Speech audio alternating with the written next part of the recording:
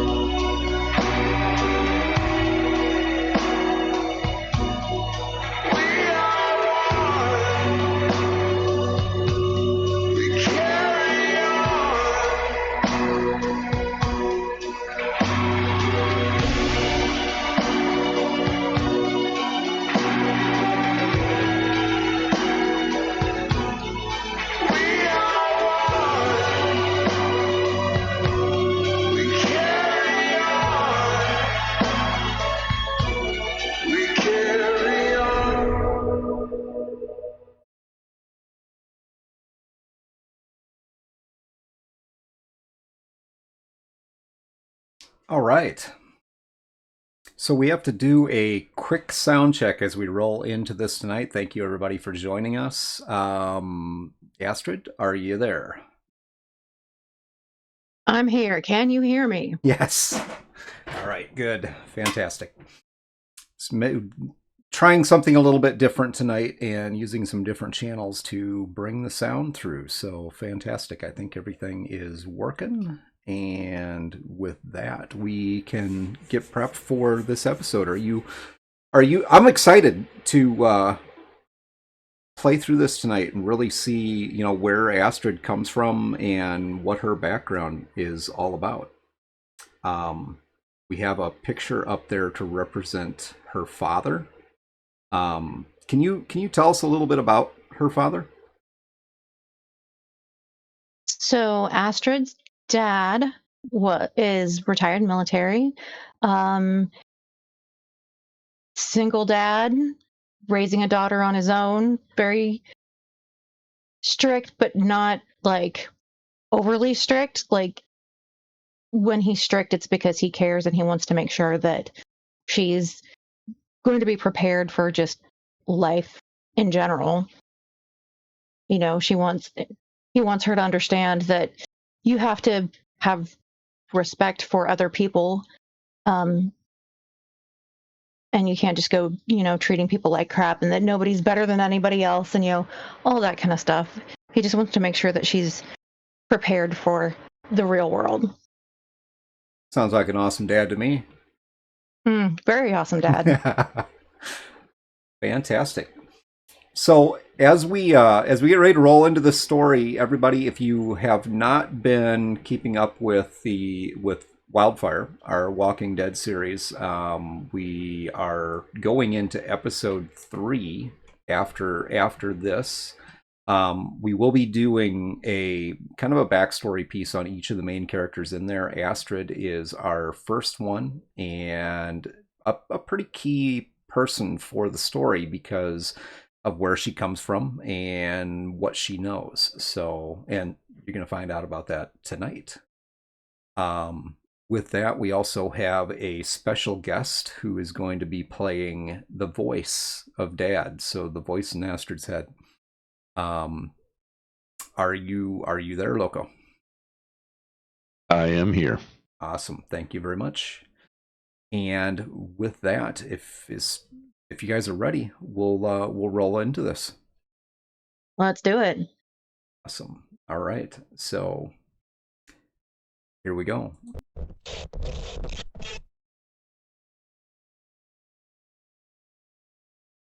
So it's 1994. And your dad has not really pulled you out of school, but he's planned a trip. Every year, you and your dad go and you visit a little place in Wyoming called Boulder, Wyoming.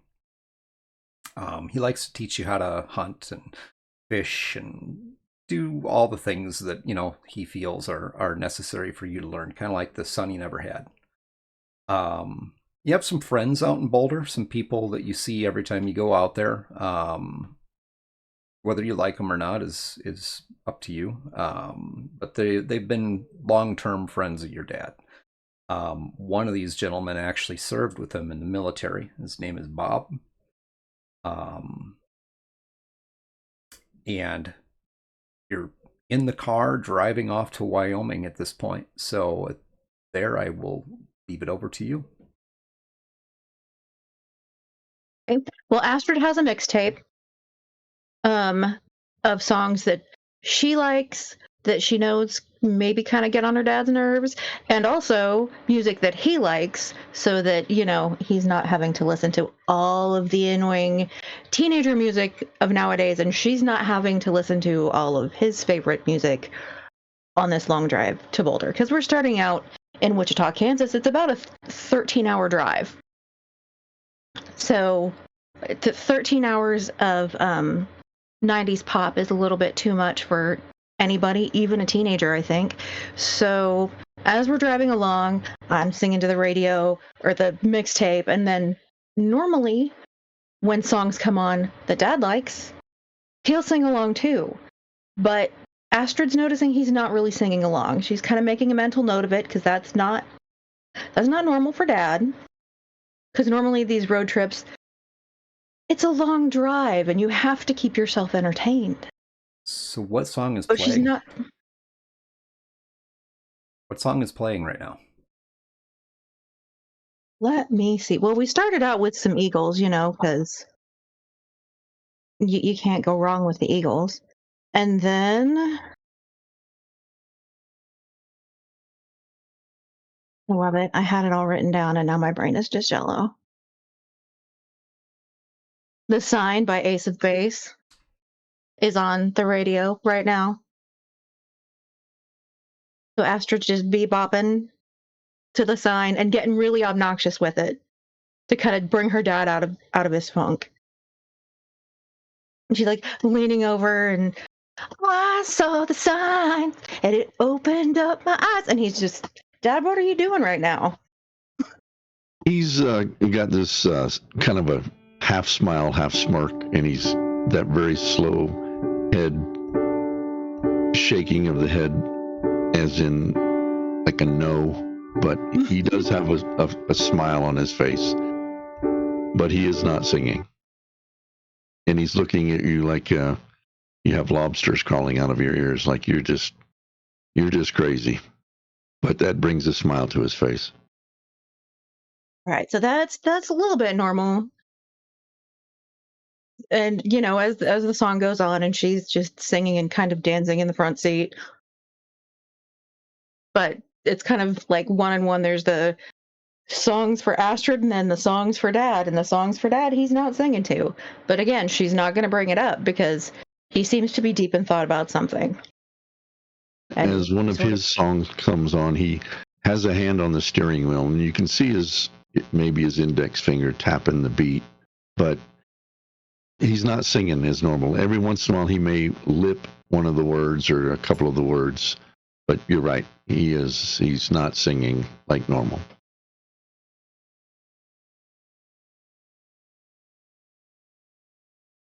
So, Dad, what is going through your head right now? Well, he has some things on his mind that are going to be revealed here a little bit. I don't know if you want to bring that out now or wait for the actual event to take place, but he's not scowling. He's not. It just seems like he's got that 1,000-yard stare. Just preoccupied. Yeah. Okay. He does get a smile every once in a while when Astrid kind of leans over and bumps him, and when one of his favorite songs comes on, he does tap a finger and maybe mouth a few words, but things are definitely different. They're not the same as they have been in previous trips. This is pretty weird, Astrid. And your dad's usually more engaging. It is, especially on a trip out to Boulder where, his best buddy Bob, I do like to tease him about his best friend Bob, because Bob's kind of a cranky old fart, but and he doesn't like kids, but he seems to deal with me because I'm my father's daughter. But I'm excited to see like the people that we know in Boulder, like the High Eagles, and just go out to the cabin and fish and hunt and listen to Dad talk and see what all information he's going to put in his book that he's writing for me for the future, which I jokingly call the Grail Diary because he writes it down so he doesn't have to remember. Does he have the Grail Diary with him? Dad's always got the Grail Diary with him. I don't think he leaves the house without it. I think he goes to the grocery store with the Grail Diary just in case he finds something that he needs to write down for the future. This is true. Gotcha. So what do you think has got him so disturbed? So preoccupied. I don't really know. He seemed mildly preoccupied the last couple of weeks at home, but I just thought it was because, he was busy kind of getting things ready for this trip because it's our big yearly trip, and he seems to have packed a lot more gear and stuff than he normally does, which I thought was a little odd, but dads are gonna dad, so maybe he just wanted to be super overly extra prepared. I have no idea. Are you gonna ask him? I mean, I will once we get to somewhere where he's not driving and I can sit down and face him. I feel like, with him looking out the window and driving and focusing on the driving and stuff, it's not a good time to ask him. And maybe when we get to our rental cabin, he'll feel better. He'll be able to relax a little bit. Okay.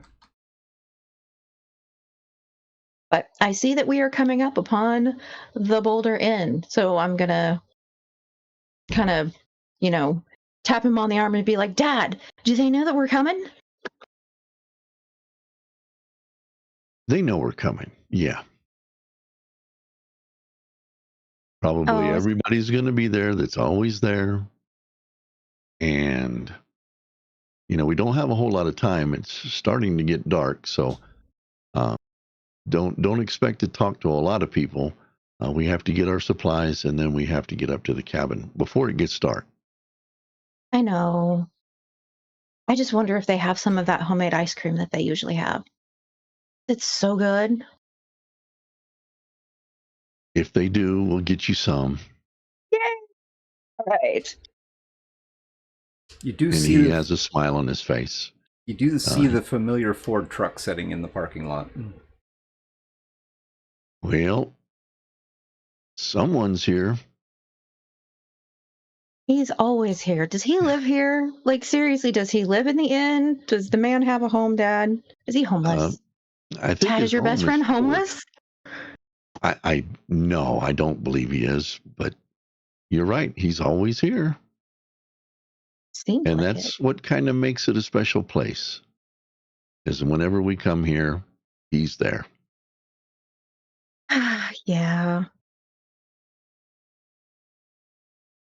As they pull into the parking lot, he's going to put it in park, and he's going to kind of look dead in the eyes of Astrid, and he's just going to give her a hug. Something that he doesn't normally do, but he does it anyway.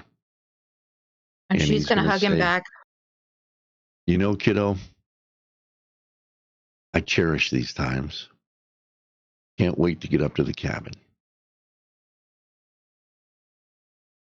She's going to hug him back. And she's kind of apprehensive because, yeah, this is a little bit weird. She wasn't expecting that. But she's like, I can't wait to get up to the cabin, too. It's going to be so much fun. I'm so looking forward to going fishing and probably not catching anything, but just being able to spend time in the quiet is going to be so nice. Yes, time away from the city is always, it's so welcome. I'll tell you what, you go see if they have that ice cream. I am going to pick up whatever supplies. I know Bob's going to want to talk my ear off, but we're kind of in a hurry. So get your ice cream. I'll get the supplies, and we'll get back on the road. So as you guys pull up to the inn, you see, you know, the familiar face of the proprietor of the inn. She's, as usual, behind the counter. She just kind of gives you a smile and a little wave, as if she was expecting to see you. As you walk in, and it's the same as usual, what you'd expect. And there's a few people that are in there. You can hear Bob's voice in the back room. He doesn't realize you're there yet. A lady behind the counter just kind of smiles. So welcome back. It's good to see you guys. It's good to see you too. And then I'm going to go kind of around the counter because they're used to me at this point and give her a big hug because I know her. And I mean, I don't have a mom, but she's kind of a mom type figure to me, you know? Oh, I'm glad to see you too, sweetheart. You wouldn't happen to have any of that homemade peanut butter ice cream, would you? It just so happens that I might. Just want to look in the cooler right back there. You can go ahead and grab your own. Thank you. And So what's new around here? What's new around here? This is Boulder, honey. There's usually not a lot that's new. You have the gas fields; those are growing. I suppose you guys came up to do some hunting, fishing. Yeah, you know, Dad's working on the Grail Diary. Everybody knows about the Grail Diary. The Grail Diary. You hear off in the distance, you can never be too prepared. I know. He's right, you know. It's good to have that knowledge. Might come in handy someday. Oh, absolutely. Like I'd like to make fun of him because of it, but I know that he's not wrong. You never know what's going to happen. I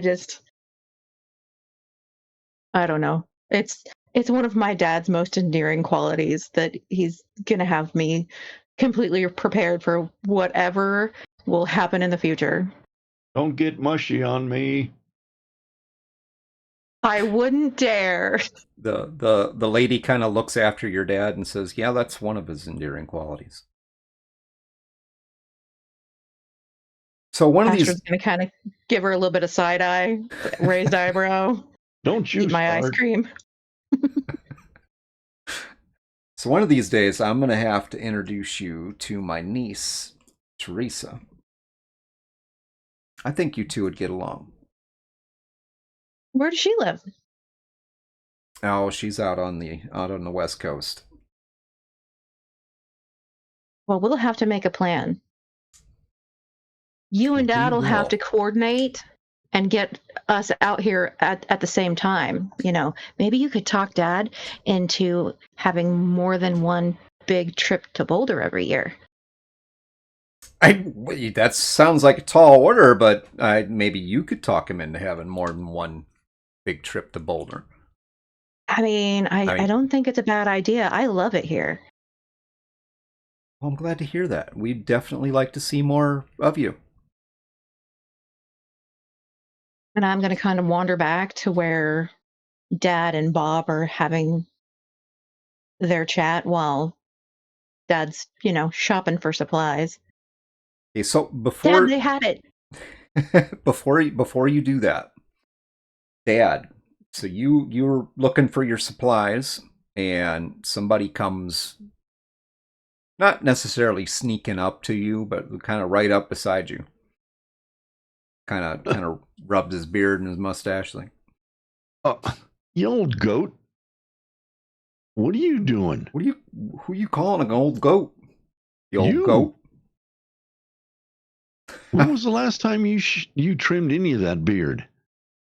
You're Hey. about stepping on it. Once a month, whether I need it or not. Ah, well, I could smell you coming, you old goat. Didn't scare me a bit. I had my bath this month. It must have been in February with 28 days, and you did it on the 29th, 4 years ago. I smelt you coming. That's kind of rude, don't you think? Mm-hmm. Well, you deserve the best. And he slaps him on the shoulder. Well, how about Since that? you're not doing anything constructive, why don't you help me carry some of these supplies up to the counter? Help. You know basically what I need. You're right. I do know what you need, and I wanted to give you these too. I mean, unless you're gonna need me to open the door for you. Give me what? Are you getting mushy too?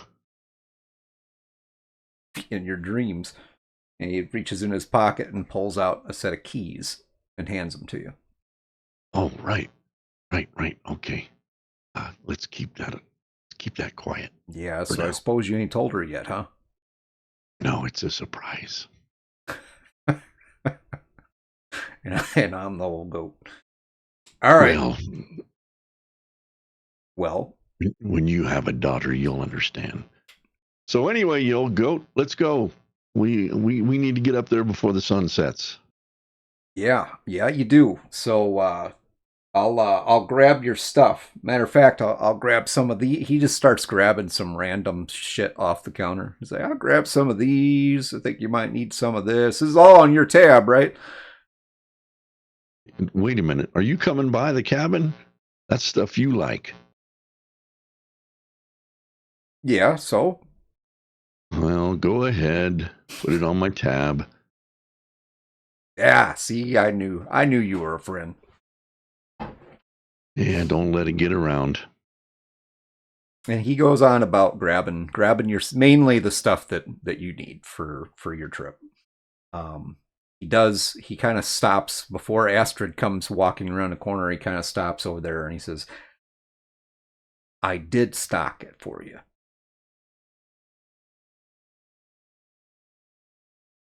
Well, I appreciate it. What are friends for? Don't let it go to your head. I've asked myself that before, but yeah. You and I don't have too many of them, do we? I think I can count the number of friends I have on one hand. Yep. Maybe even Me with too. one finger. Yep. And he lifts up one finger and then he points it at you. And just kind of chuckles. Yes. Yeah. That's me as well.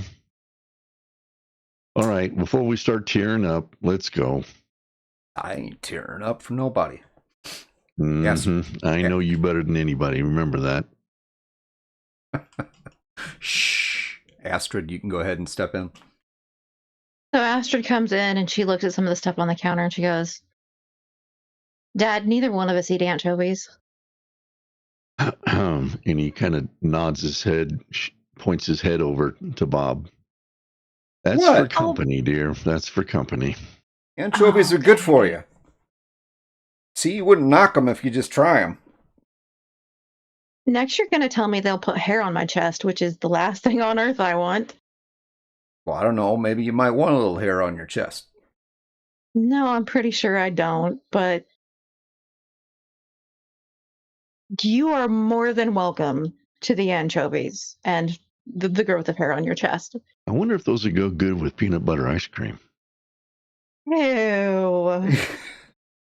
So he gives you this side-eyed look, Astrid, and he grabs 2 more cans and puts them in the cart.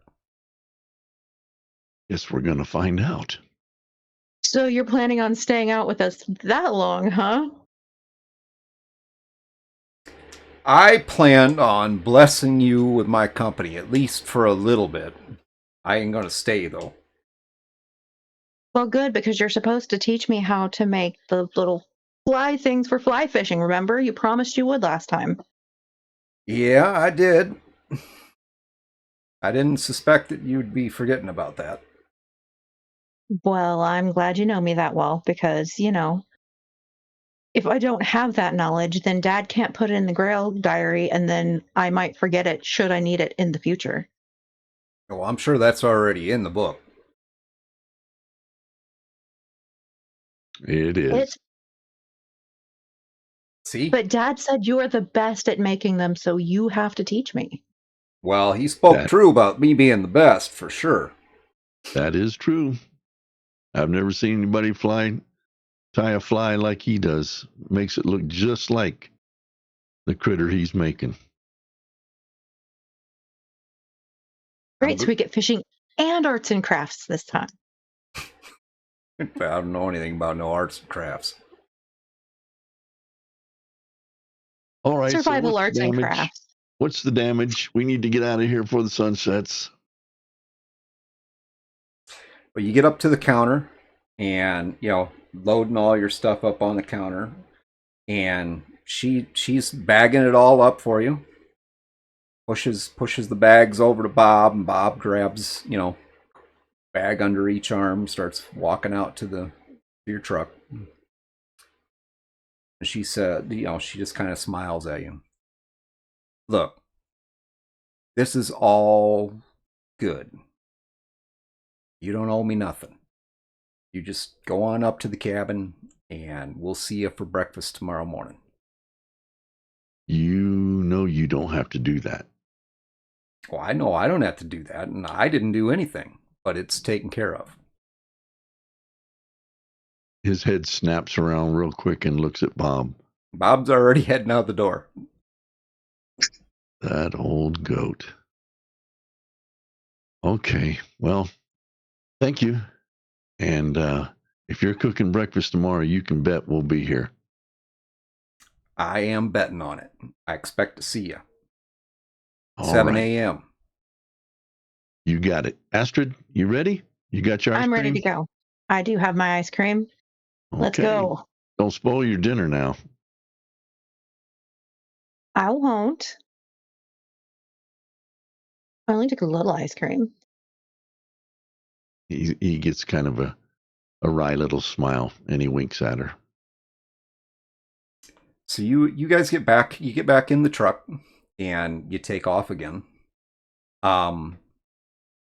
Astrid, you notice that the direction, the roads that your dad is taking, you don't remember taking this way to the cabin. You guys always stay in the same cabin. Dad, what's going on? This isn't the way to the cabin. No, you're right. Bob was telling me when I was picking up the supplies that there's been some road washout. So the normal road up to the cabin has been washed out. They're working on it. He said it probably won't be fixed for another week or so. So we got to go up another way. We have to go to the back way. It'll take, I don't know, 20 minutes longer. Ooh. Is that okay? Yeah, we get to know the back way. I mean, it's always good to know more than one way to get somewhere. Right. And I'll put that in the book. And he winks at her. See that you do. Don't forget it. You won't let me, I'm sure. You're right. So we're bumping along, and it's beautiful country out here. Astrid's kind of looking out the windows at all of the scenery and kind of taking in the scenery, but also kind of paying attention to what her dad is calling the back road to the old cabins, because she likes to pay attention when he's driving so she knows where he's going. So should she need to find her way back out of somewhere, she'll know how she got there to begin with. You've been out here enough times that you're pretty sure that this is like an entirely different valley that he's driving up. So I'm gonna be looking out and I'll be like, Dad, Yeah. are we there yet? Boy, I haven't heard you say that since you were little. Are you getting anxious? I feel like maybe Bob gave you the wrong directions. This isn't even the same area that we normally stay in. Like, this has got to be way around the back, up over the mountain, towards the side, over the river and through the woods. This isn't even close to where we normally stay. I'm just concerned that, Bob maybe um he's getting a little senile in his old age and gave you the wrong directions. Bless his heart. He has a smile on his face and he's kind of nodding yes, but other than that, he says nothing. He just keeps driving. We'll be there soon. All right. So what are we making for dinner? What are we? I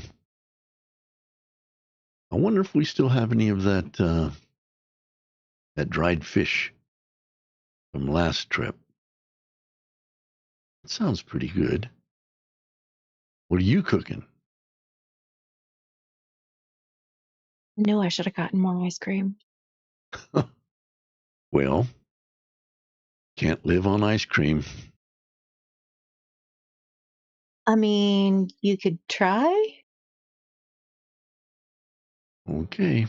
I don't know. We probably need to go through the stores of like the extra canned goods and see what we've got there, because there's got to be some of that stuff that's getting close to expiring.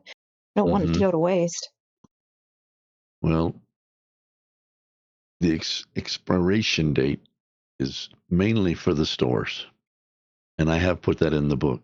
If you're ever in a situation where the only thing you have is something that's outdated on a can, as long as the can's not dented, you can still eat it.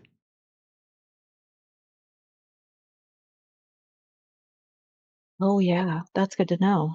Definitely good to know. Okay, I need you to do me a favor. I need you to close your eyes and cover them with your hands.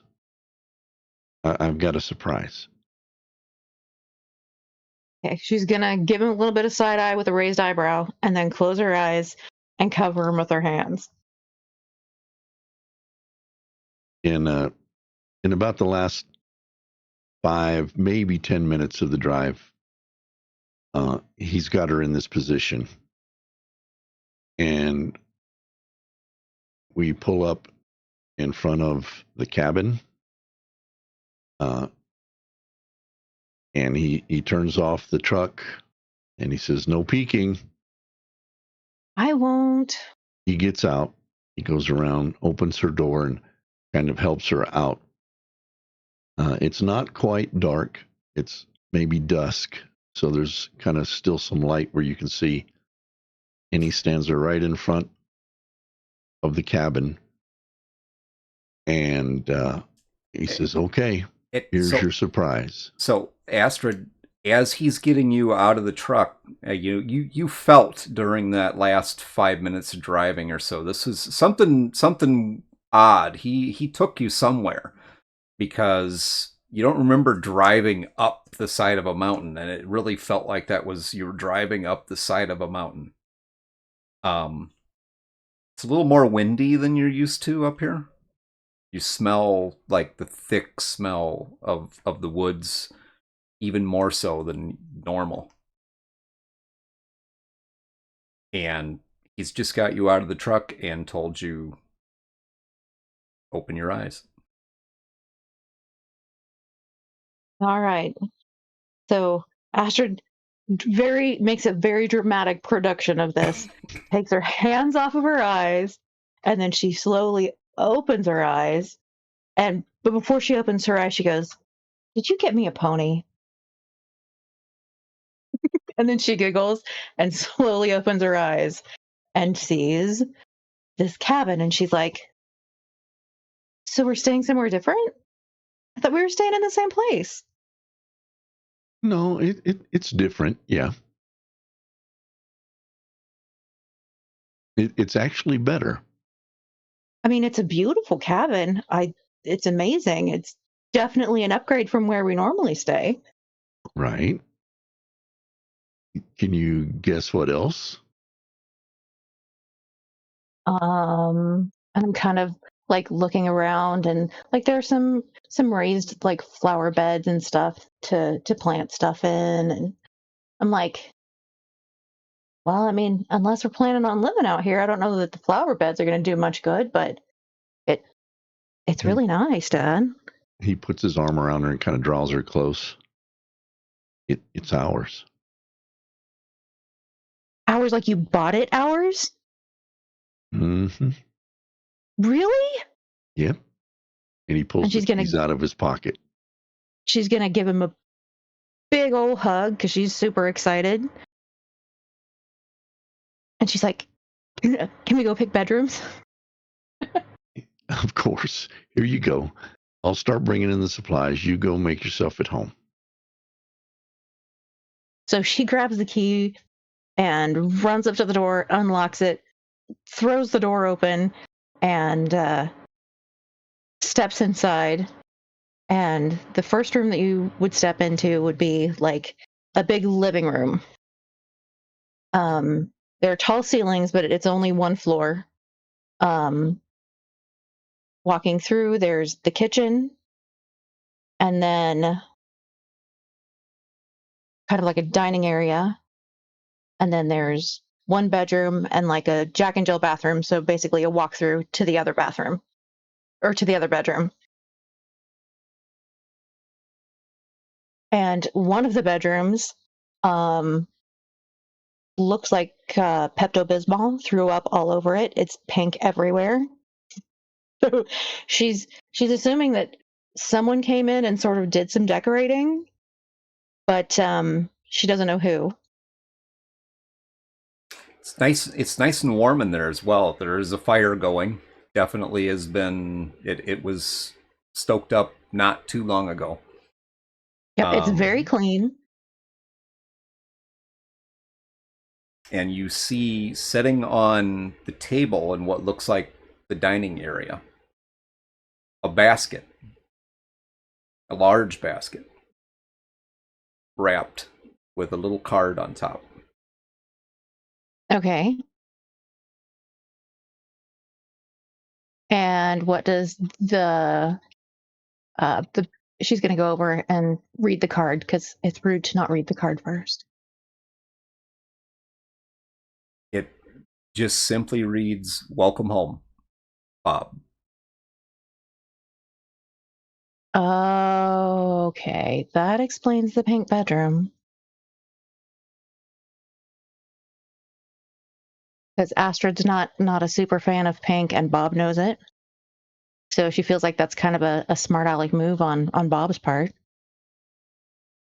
Bob would never do that. Bob would 100% absolutely do that.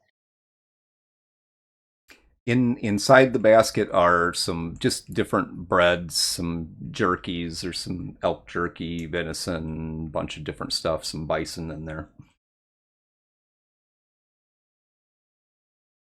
Okay, I'm gonna run out and say, Dad, I found your bedroom. Everything's pink though. Bob. That old goat. Well, if you say that's my bedroom, I guess that's where I'm staying. Nah, I'll take the pink. I'll take the hit. I'll take the pink bedroom. You can take the one with the very manly stuff all over the walls and the plaid. That's fine. I thought it was really super funny. Well, I guess you'll take it up with Bob when he gets here. Make him repaint it. That's what I'd do. Yeah. I don't know. No, it's fine. It's just the decor that's pink. Like the walls and stuff are still the log cabiny log. So I can deal with it. It'll be fine. It just made Okay. me laugh because it's Bob. Well, yeah. If you didn't laugh, you'd get angry, right? So may as well Yeah. laugh. I mean, if it was anybody else, I might be annoyed, but it's kind of endearing. Let's be honest. He knows me well enough to know that I hate pink, so that's cute. That would help Dad start carrying the supplies into the house. Okay. So at this point, Dad, did you want to show her some of the finer points of this place, or Yeah. maybe After we once get all the supplies in and maybe stored. you do We'll, notice as you're putting stuff away that Bob obviously had some help, because I mean the place is cleaned up, nice. The cupboards are stocked, so you have all kinds of canned goods and whatnot. It looks like because it doesn't. This place isn't connected to the power grid. It has its own power and heat. Yeah. And you notice the tanks are all full and ready to go for you. Wow. Bob outdid himself this time. But, well, I'm not going to get mushy. Well, I like to give Bob a lot of crap, but I really do feel like, okay, he doesn't maybe care so much for me, but he really cares for you as a person, Dad. So I can respect Bob for that. I just think it's funny that, it's just Bob. Yeah. Well, kiddo, you would be surprised how he thinks about you. He'd never show I it. But, I think he puts up with me because I'm your daughter. And you know what? I'm okay with that. well, I better never find out about it. All right, so what other cool things are we gonna Oh, find? sure. And he'll start to give her the tour.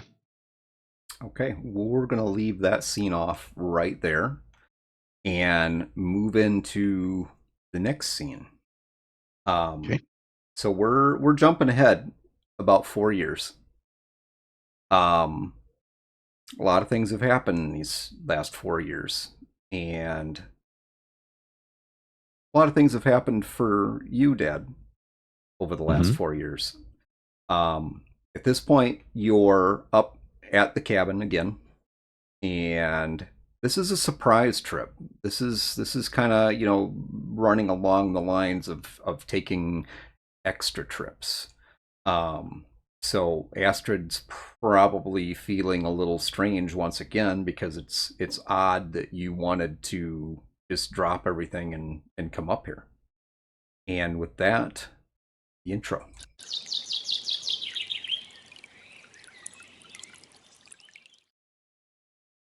1998 at the O'Connor cabin.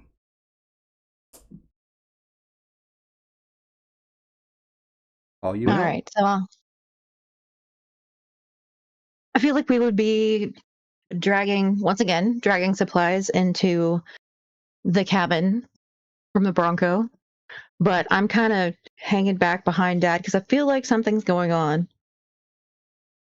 Um, he's been a little quieter than usual. just in general. And I'm concerned. So as we get inside and kind of set things on the table, I'm going to look at him and say, Dad, what's going on?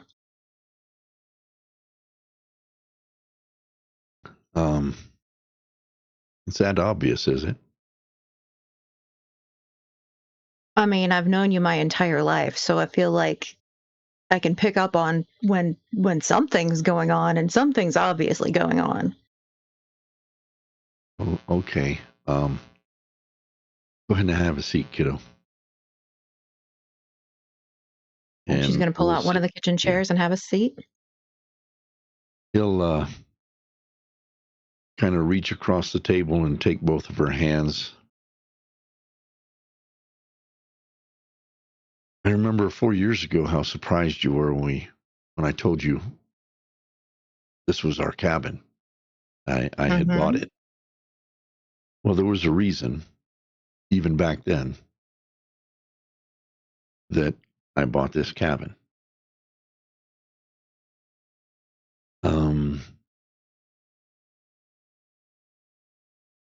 I'm sick. What do you mean you're sick? Did you go to a doctor? What did the doctor say? Yeah, I went to the doctor, and the doctor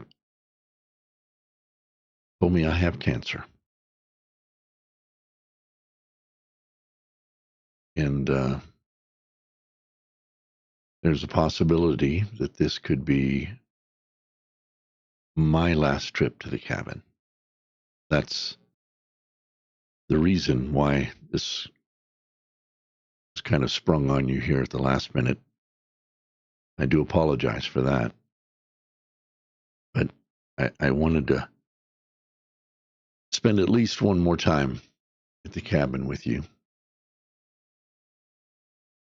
But, I mean, Dad, what about chemotherapy and radiation? And they have all these kinds of treatments. I mean,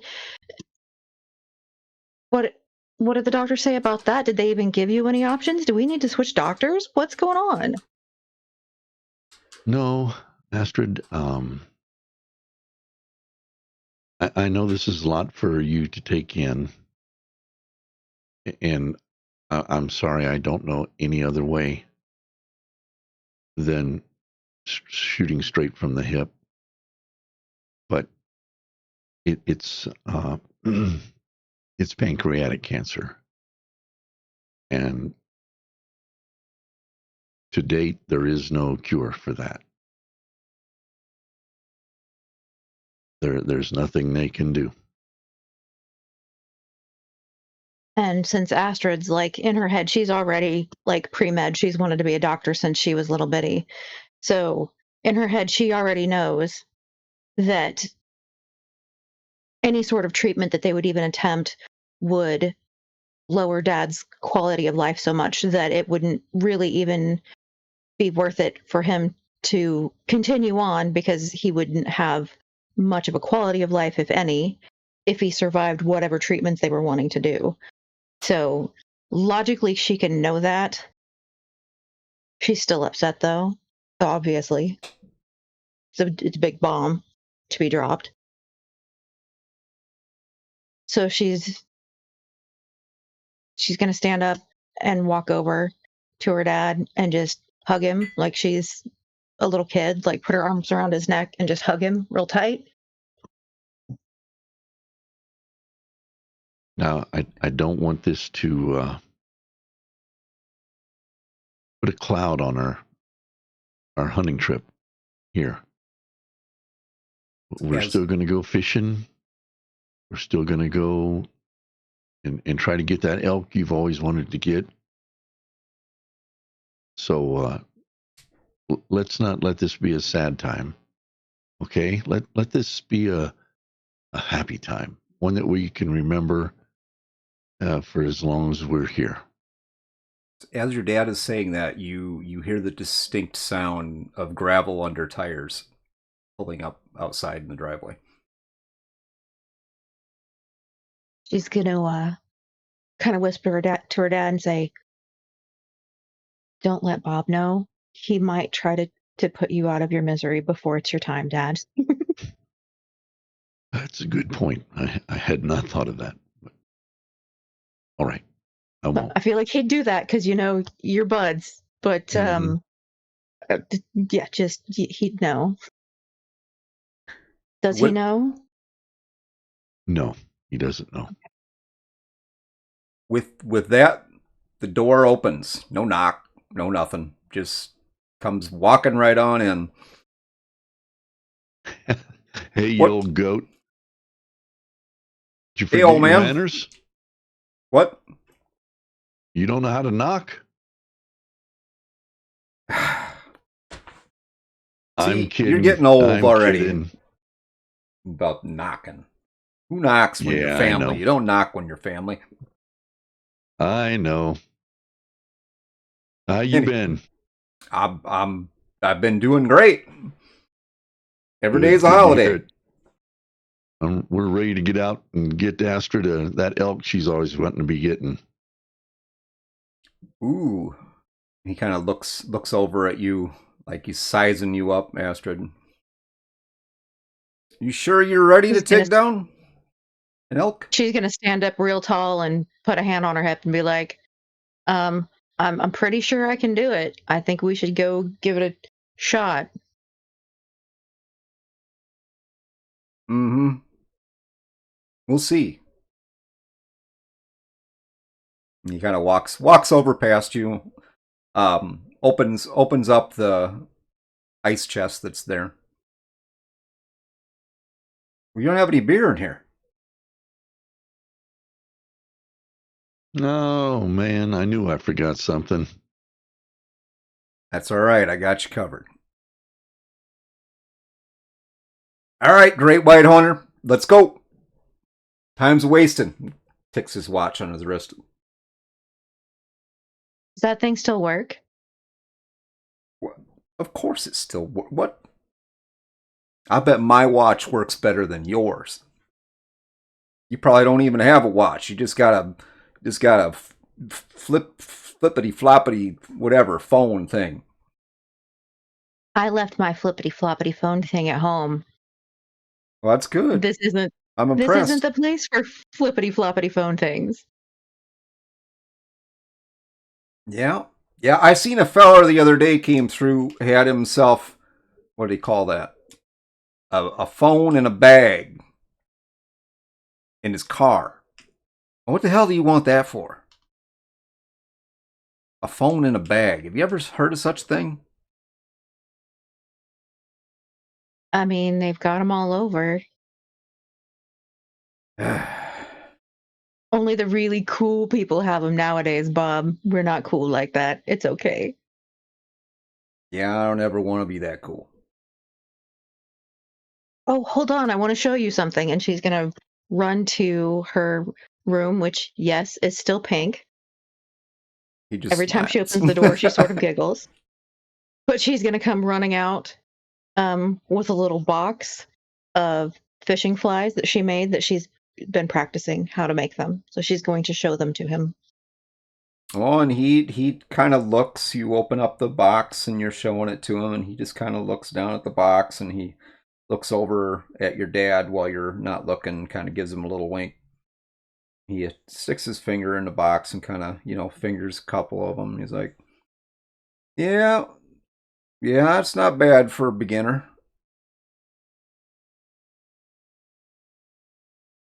I mean, at least I've still been practicing. Yep, keep practicing, kiddo.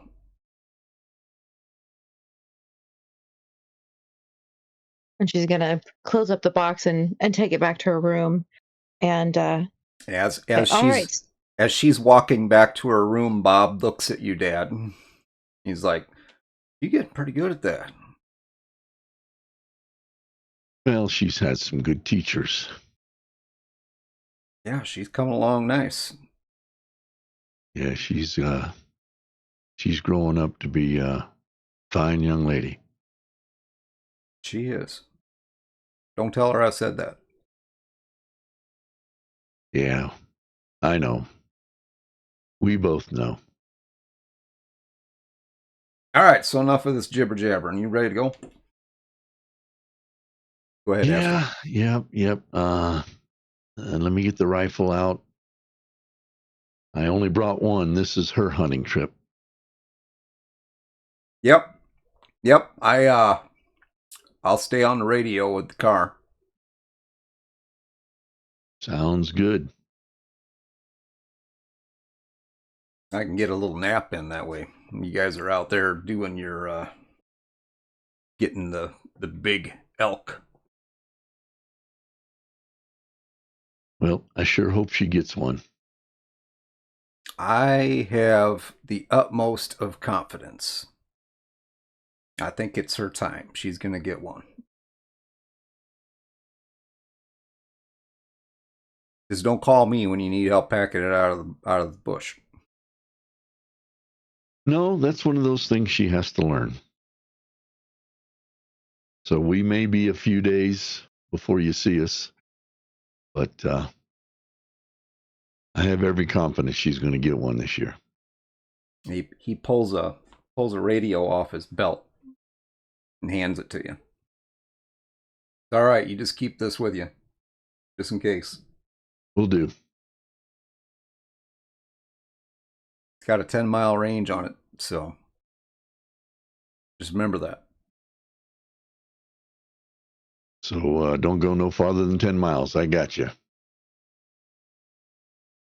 Well, if you do go further than 10 miles, then I'm going to have to come in there and find your ass and drag you back out of the woods. And I don't like having to wander around in the mountains looking for an old man and his brat. Yeah, well, you may not want to, but you do it anyway. Uh-huh. Let's go.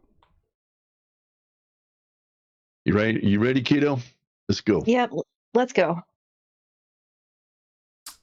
And from there, we'll jump ahead to you guys being out in the woods.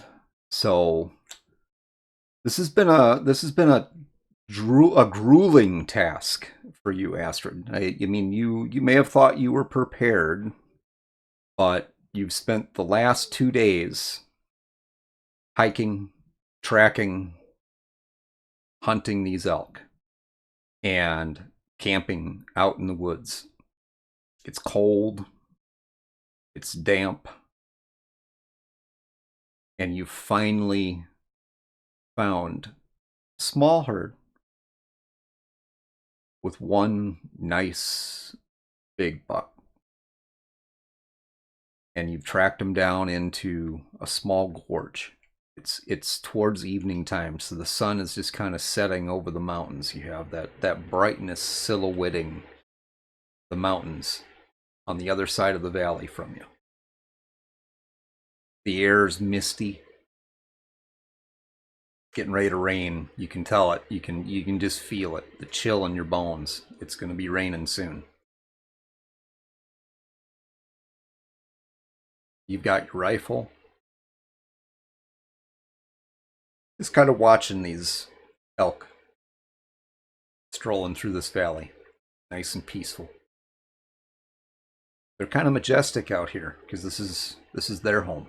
This is their land. Over to you. Okay. So Astrid's going to check and make sure that they're in the right direction compared to where the wind is blowing, so that the elk don't smell them coming. Because we've been out here for 2 or 3 days camping. You're downwind from them. And I'm just going to kind of look over at Dad and raise an eyebrow because I don't want to say anything because I don't want them to hear us.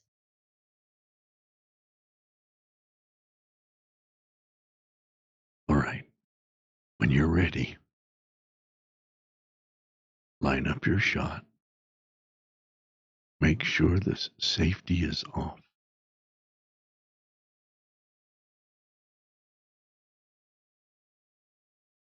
Take a good breath.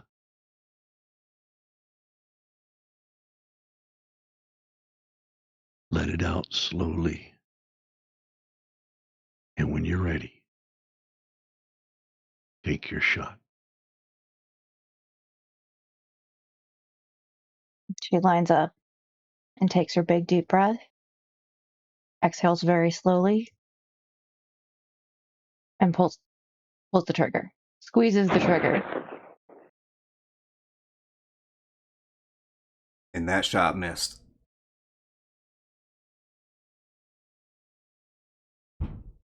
You watch as the elk start to move through the valley. They're running now, moving away from you.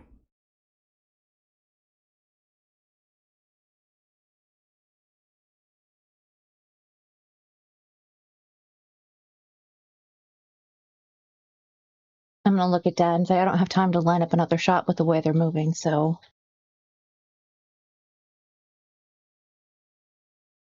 Well, that's all right. Sometimes these things happen.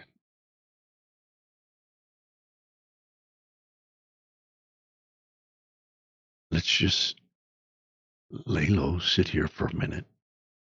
They might come back. It doesn't do us any good to just jump up and chase them. They're already spooked enough.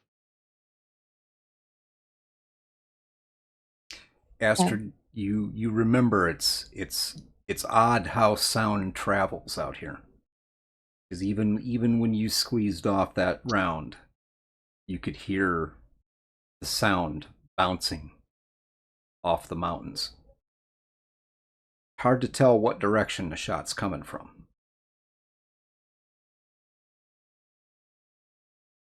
all right, so Astrid's gonna be very still and just kind of wait and see if they can resettle and come back over in this direction.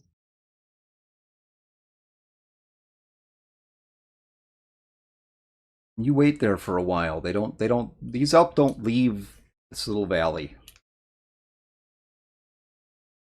You end up finding, through your scope, you end up finding yourself staring directly at a big bull. You can see his breathing. You can see the steam coming from his nostrils. He looks anxious. Obviously, you just shot at him not too long ago. He's kind of snorting, looking at the ground, looking around the hills. You're in a perfect spot to line up another shot. Okay, kiddo. Same thing. Take that breath. Let it out. Pull the trigger slowly. Don't jerk it.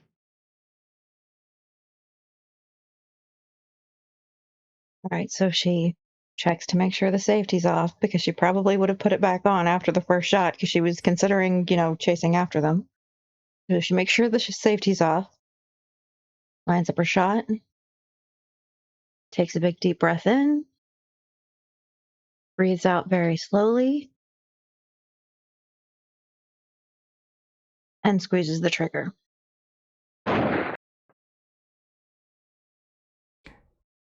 The big buck bolts, kind of shrugs a little bit and turns around and just starts running. What's your reaction, Astrid?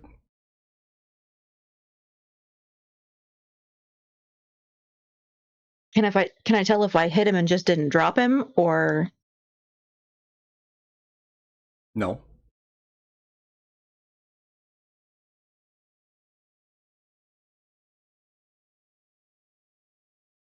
I think you got him. He's running on shock factor. We're just going to take our time. Mark in your mind where you hit him. We may have to track him down. They don't always just fall. all right. So I'm gonna put the safety back on the rifle,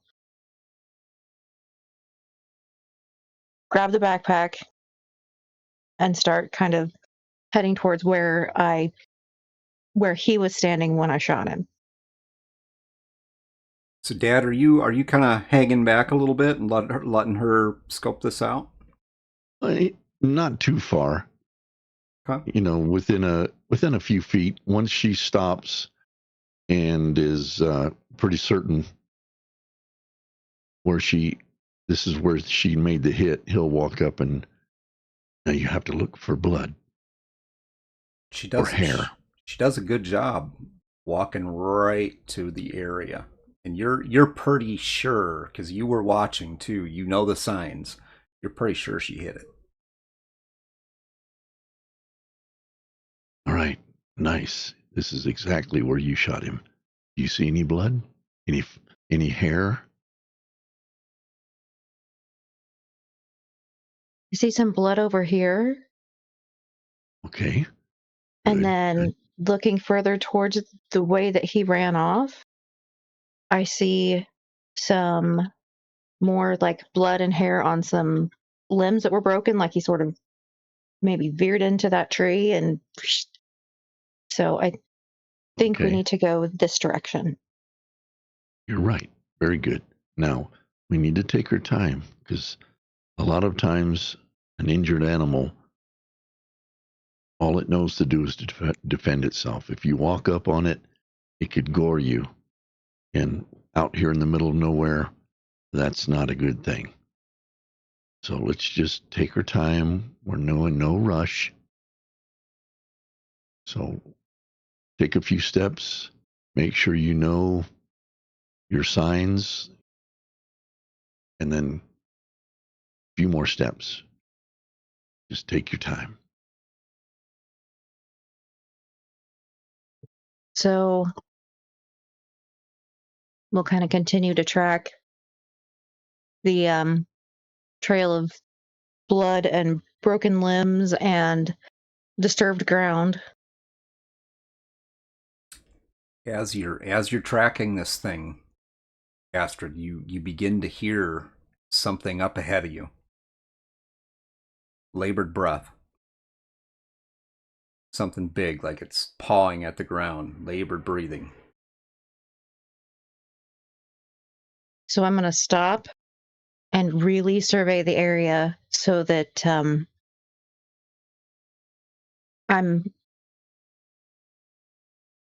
aware of what is going on around me. Because if I'm hearing something pawing the ground and breathing heavily, it could have heard us sneaking up on it and be, ready to run after us, which not good. Because heaven only knows how long it would take Bob to get up here should one of us get injured.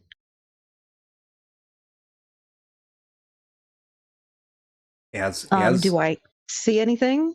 Well, as you're kind of stalking this thing, trying to stay back from it, which is smart, by the way, you hear one last labored call, almost like it's pouring out everything it has. As this sound comes out of this bowl, and then you hear it drop to the ground. As you move up on it, you can see it's still breathing shallowly. It's lost a lot of blood. Very weak.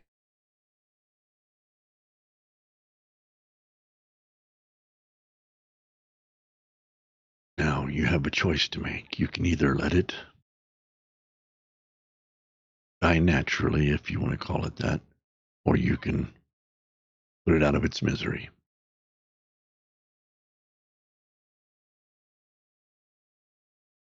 It's your choice.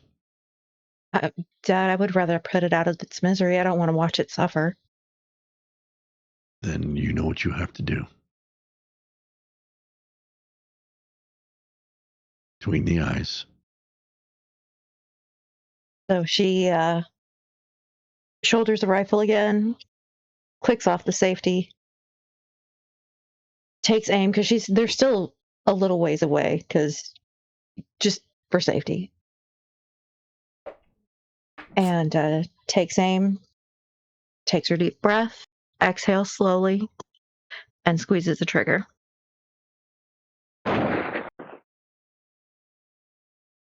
Some hunters are going to watch this and think, man, you just ruined a perfect mount.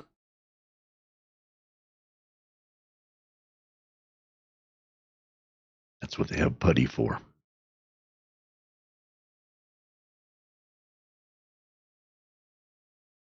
Yeah, it falls silent after you shoot it. All you can, I mean, it's laying there, steam coming off the body. It's obviously labored hard to get up here to where it's at. It's no longer breathing. Dad is going to get on the radio and tell Bob that we got one. What size would you say this is? That's a good size. It's big. It's an older one. Definitely more than you and Astrid are going to be able to carry out by yourself without. Either way, you'd have to make several trips. And Bob came prepared, so he's got a 4-wheeler down there to run up to you. Okay. Astrid has watched Dad clean a deer many times. He's going to take his knife off his hip and turn it around, hold the blade, and hand it to her. Your kill, your honor. All right. So she's going to get to work because she's watched Dad do this several times, but she's going to keep kind of looking up at him like, am I doing this right? Yeah, that's right. Exactly. Perfect. Well done. All right, you guys field dress the bull and get him down off the mountain, and back to the cabin, and you 3 end up back at the cabin. Bob kind of follows you back, helps you pack the meat, salt pack the meat, hide the head, the whole thing. Bob comes, you've basically been out in the woods for 3 days. You've worked for probably a day and a half to get this thing packed out of the woods. You're tired. You haven't had a bath or shower in all that time. 3 of you come into the cabin. Bob just kind of looks at you, Astrid, and he's like, "You stink." Well, I probably smell like you. How can you tell that it's me that stinks? He just glances over the rim of his cup as he takes a drink at your dad. He's like, "Yeah, she's your daughter." Yep. Got you there.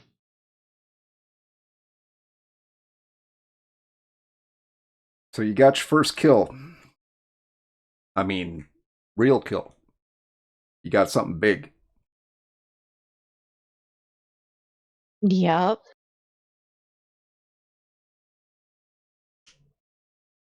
It was intense. I'm proud of you, kiddo. Thanks, Dad. But Just go ahead. But I really need a shower because I about can't stand myself at this very moment. well, we're not done yet. Bob pulls out his canteen. Says, "That was a really great hunt, and I think you've graduated. Well, almost. For that, you get to have the celebratory drink." And he takes the cap off and hands you the canteen.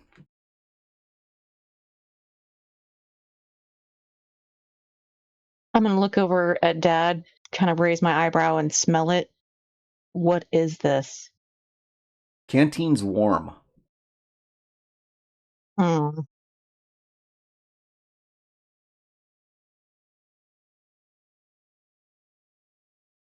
Bob just watches you.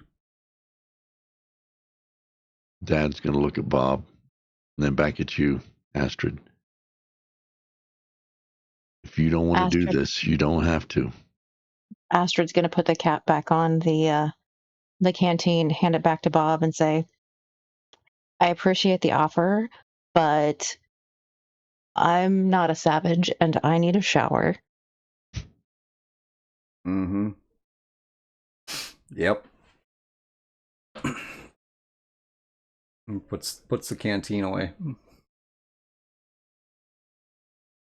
Well, I suppose you better go take a shower then. Maybe someday you'll become a real hunter. You and I have a very different idea of what makes a real hunter, Bob. And she's going to turn around and walk through the bedroom to the bathroom so she can shower, because she's covered in ick. While she's in the shower, Eric is going to tell Bob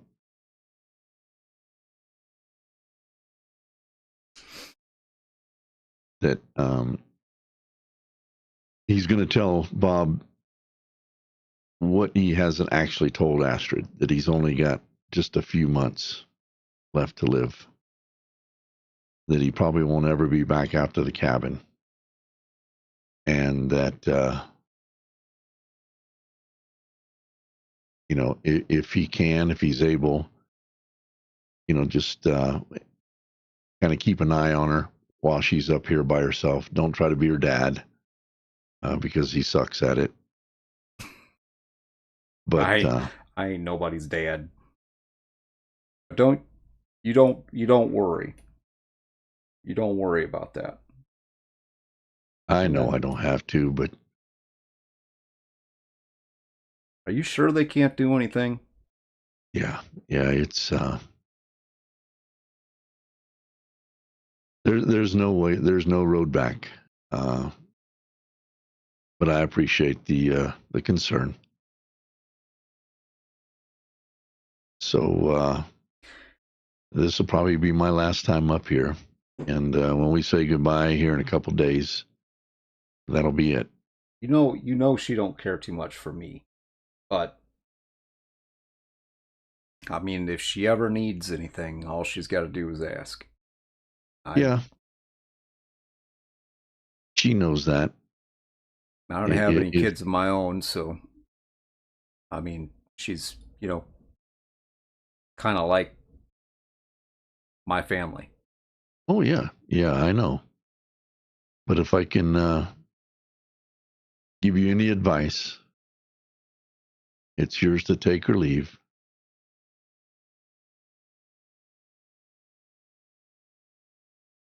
Take some of the edge off. She's one of the strongest young ladies I've ever known, but yet she is still a lady, and I never want to take that away from her. Yeah. Hey, don't you worry. I can.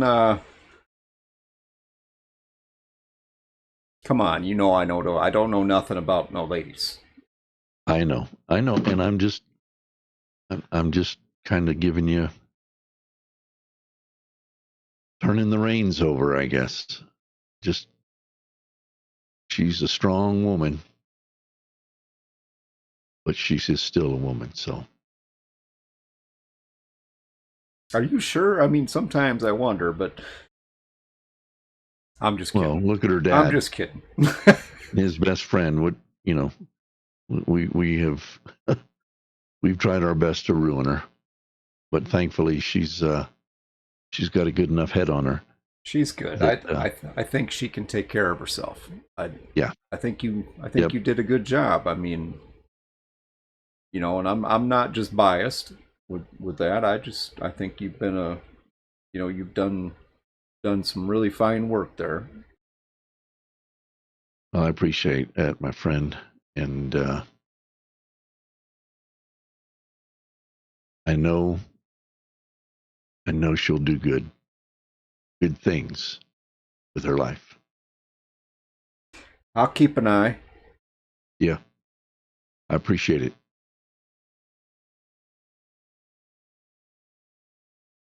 All right, while she's in the shower, I'm gonna get out of here before this whole emotional garbage.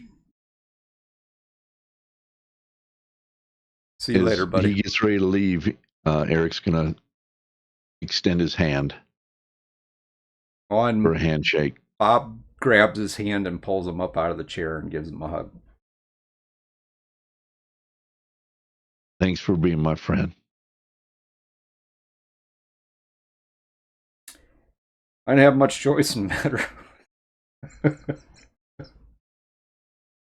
Yeah, well, what are you gonna do, right? I sure am gonna miss you. I can say the same. You old goat. Yeah, the more I think about it, the more I think you might be right. He kind of turns to start walking towards the door. I'll see you again. All right. Don't make any promises you can't keep. Well, I always keep my promises. I know. Are you sure there's nothing they can do? Go on, get. All right. He takes off.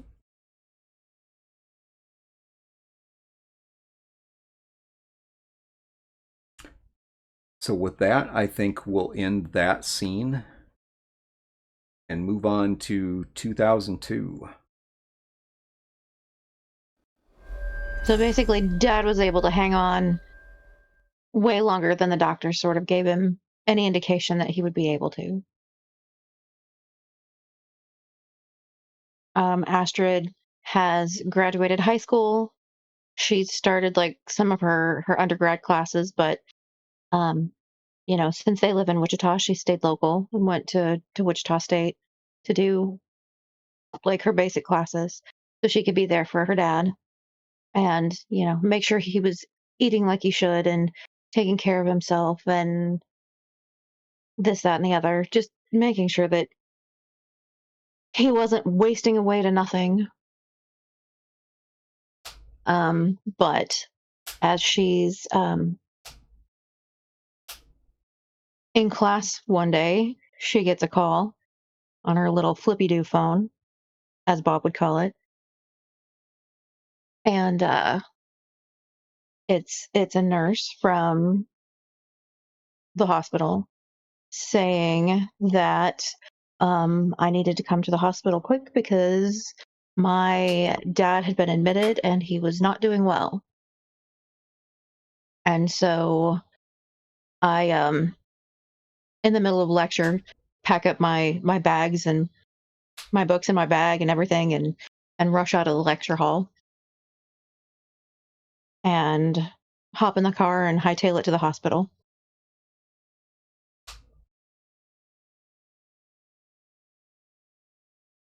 Okay. And find out, the room and the floor and some of those hospitals in Wichita are kind of mazes because I've been in several of them. And yeah, so I finally find the floor and the room and walk in, and I'm not sure what I'm going to see because the nurse didn't really give me any indication of what was going on, just that it wasn't good. So I'm going to walk in and I'm going to see Dad laying in a hospital bed, looking kind of pale, hooked up to all kinds of monitors.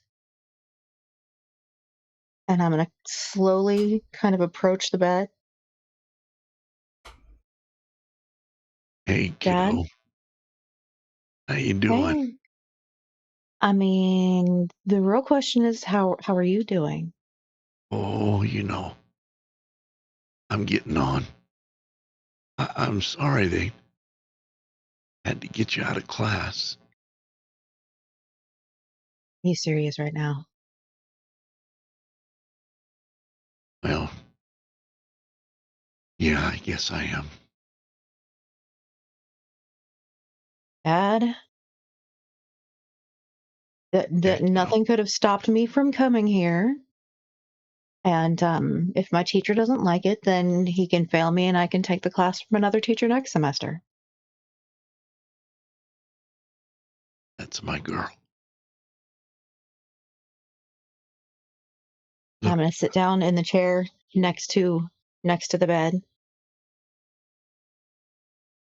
I'm glad you're here, because I want to tell you a few things.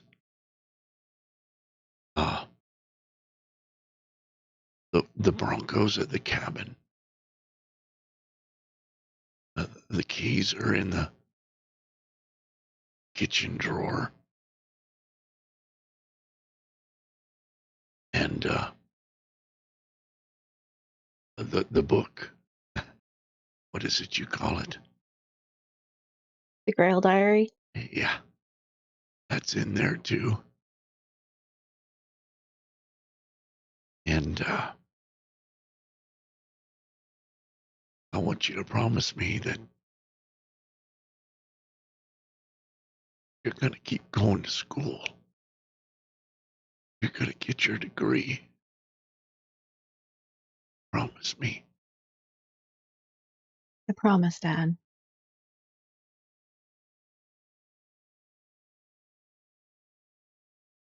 It's just not fair. I just felt like we would have more time.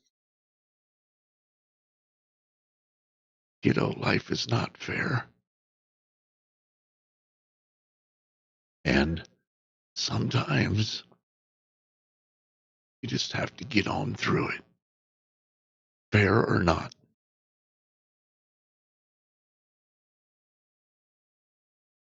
I wrote that in the book too.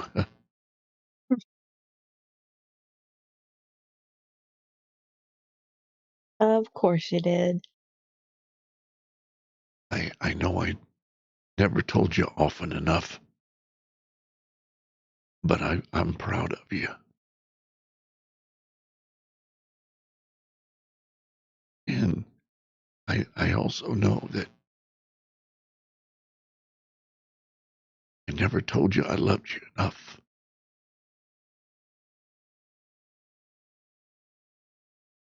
But I do.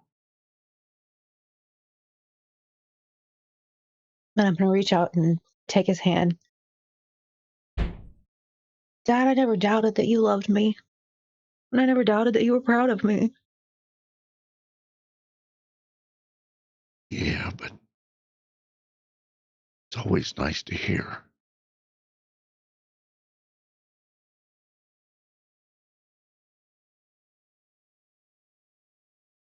I love you too, and I'm proud to be your daughter.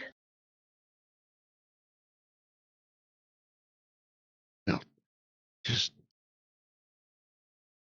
try to remember all the things I taught you. And if you can't remember, I know I wrote them in that silly old book that I carried around.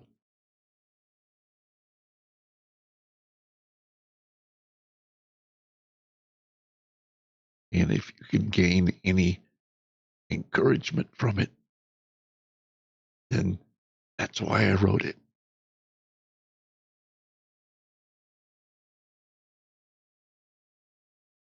He kind of slips off into a sleep. And she's just going to sit there in the chair beside him, holding his hand and kind of fidgeting with the edge of the bed sheet as you do, just kind of deep in her thoughts. And she's going to look at the corner of one of the bed sheets, and it's got a little knot tied in it, which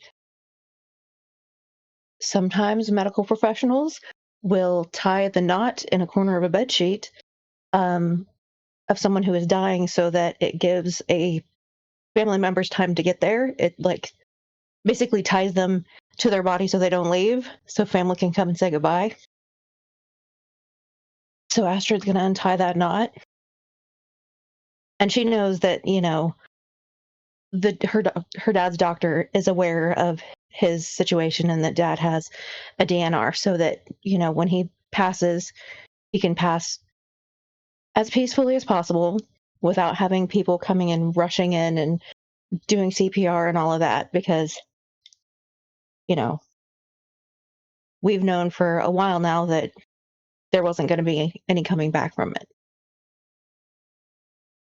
So she's going to untie the knot and kind of sit there. And the heart rate monitor in the background is beeping steadily. And then all of a sudden, she hears the flat line.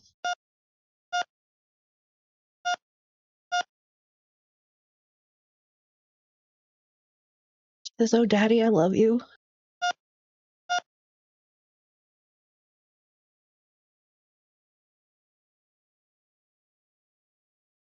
And then she walks to the window and opens the window. Breeze outside is cool on your face as you know that your father is now gone. He left peacefully. What more could a person ask for?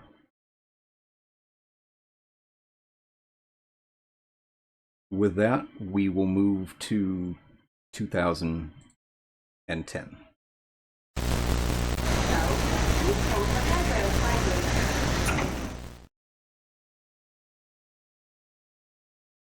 Eight years later, Astrid. It's hard to believe your dad's been gone for 8 years now. You haven't really had a lot of contact with the people in the Boulder area. Bob sent you a couple of letters. Obviously, in every letter, you get a little bit different for him.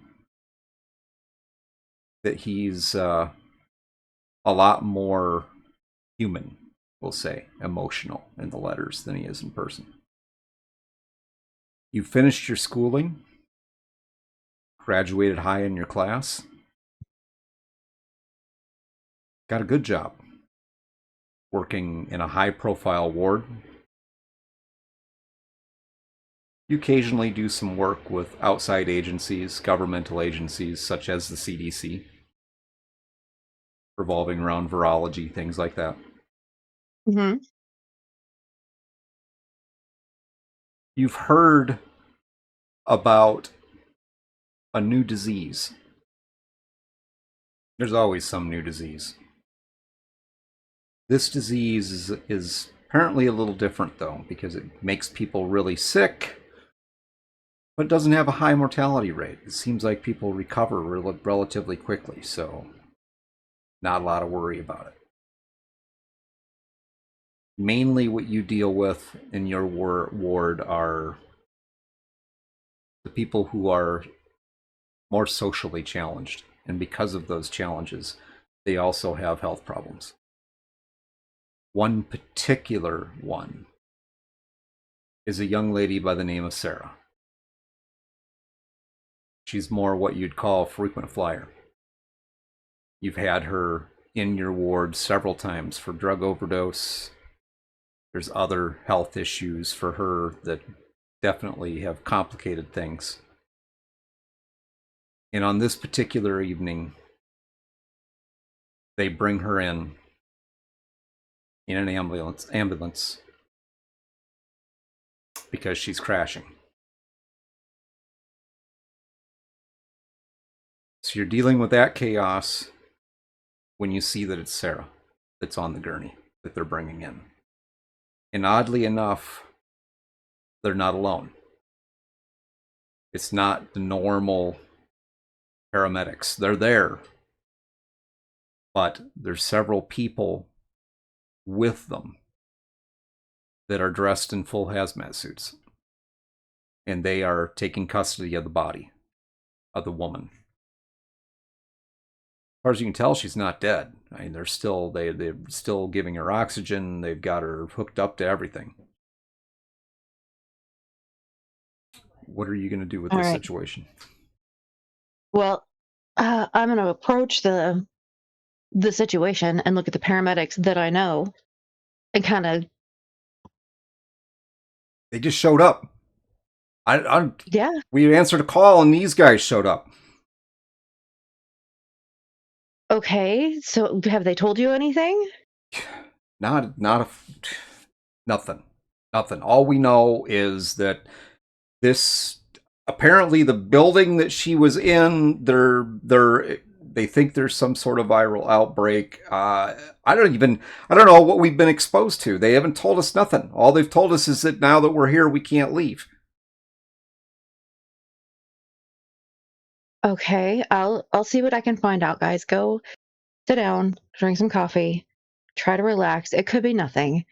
You know how the CDC is sometimes. Maybe it's Yeah. who the hell knows. Yeah. Go sit down, Hey, relax. look.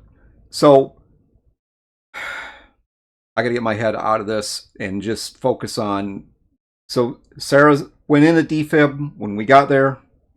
We're able to get established pattern back. So she's alive. I don't. I mean, I don't know how this girl keeps surviving these things, but I know that you are usually the one that treats her. So I just assume there's some sort of attachment there. I hate to see this, but I don't think she's going to make it this time.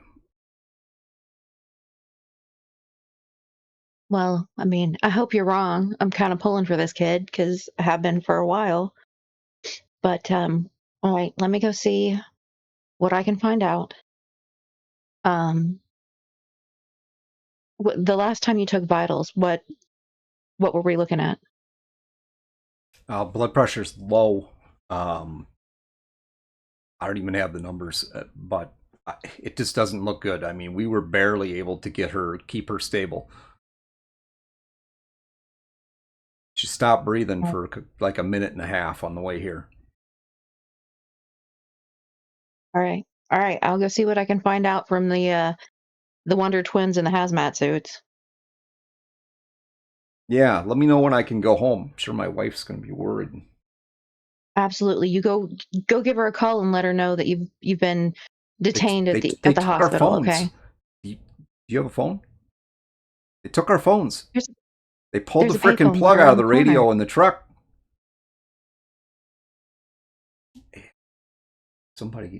They're not going to let me leave here. Anyway, you do you. Go tell I'll Jerry figure at it the out. front desk. Go tell Jerry at the front desk that I said you could use the phone. Okay, All I'll right. do that. And so I'm gonna walk up to the fellas in the hazmat suits. So you notice that in that part of your ward, they are setting up a quarantine.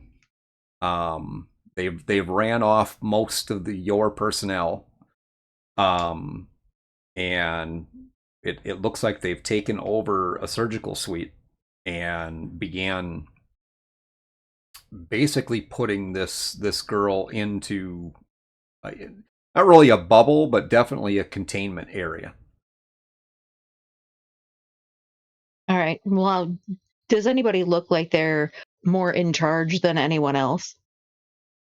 There's a couple of gentlemen that come in as you're kind of checking the guys in the hazmat suits pay you no mind. They just kind of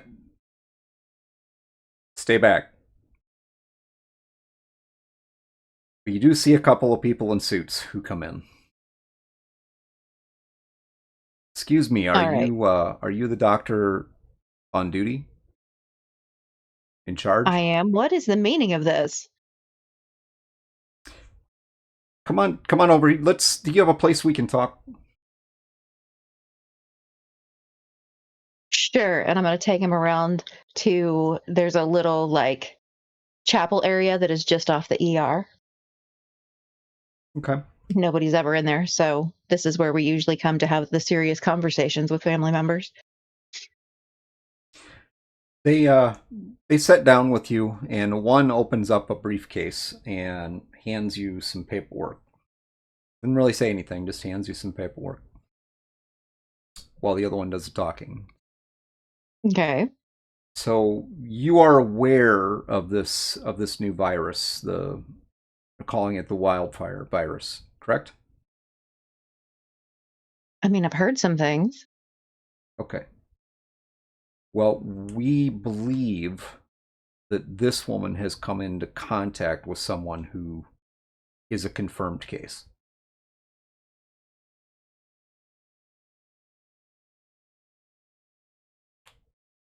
Okay, so what do we need to do? How do we, I mean, sitting in here doing nothing is not helping treat her, and your fellas in the hazmat suits aren't going to be able You to do know, much because they're not going to know where anything is. right now, Kicked all of my staff out of the ER. I understand. I understand. And I apologize for the disruption. Um but as of our arrival here, this hospital is now under our jurisdiction. It's to be considered under martial law. Everyone that has come in contact with that patient is to be quarantined for a minimum of 48 hours. Everyone. You're the staff on duty here. I suggest that you take every precaution necessary when dealing with any of the patients, any of the people who've had any type of prolonged exposure to, what is her name? Sarah Reynolds. EMTs that came in here with us, they have to be quarantined 48 hours at a minimum. They are not allowed to contact anyone outside of this facility. Okay, they have families. They have wives and children. You're just going to act like they dropped off the planet for 48 hours. They can't contact anyone. Look, as of right now, this is a matter of national security.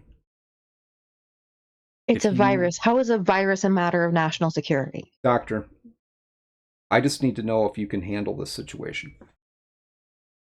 Can you handle this situation? Can you maintain the security that we need? Well, Can I you keep don't this really have a quiet? choice. No, ma'am, you don't.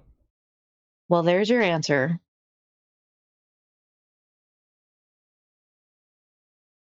So, what do I need to do for the patient? Right now, they just need to get her comfortable. We'll keep her alive. You will need to be in full dress to go in there and treat her. Under, against my better judgment, you know the patient, you know her medical history, so we'll keep you engaged in this. But this is a matter for the CDC at this point. So as soon as their doctors get here, they will be taking over this.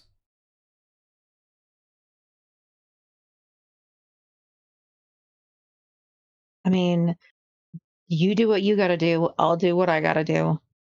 But somebody's going to answer for this. I understand.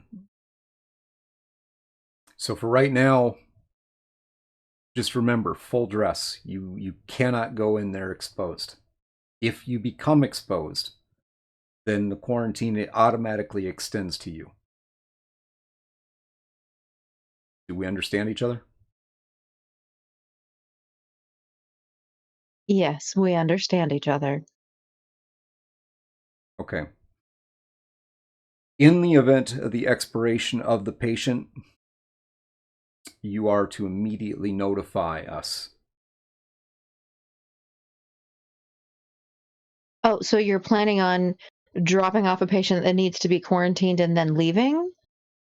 No, we'll be here, but you need to make sure that we know the moment the patient expires. If we don't have somebody that's right there, you need to notify us immediately. We need an exact time of death.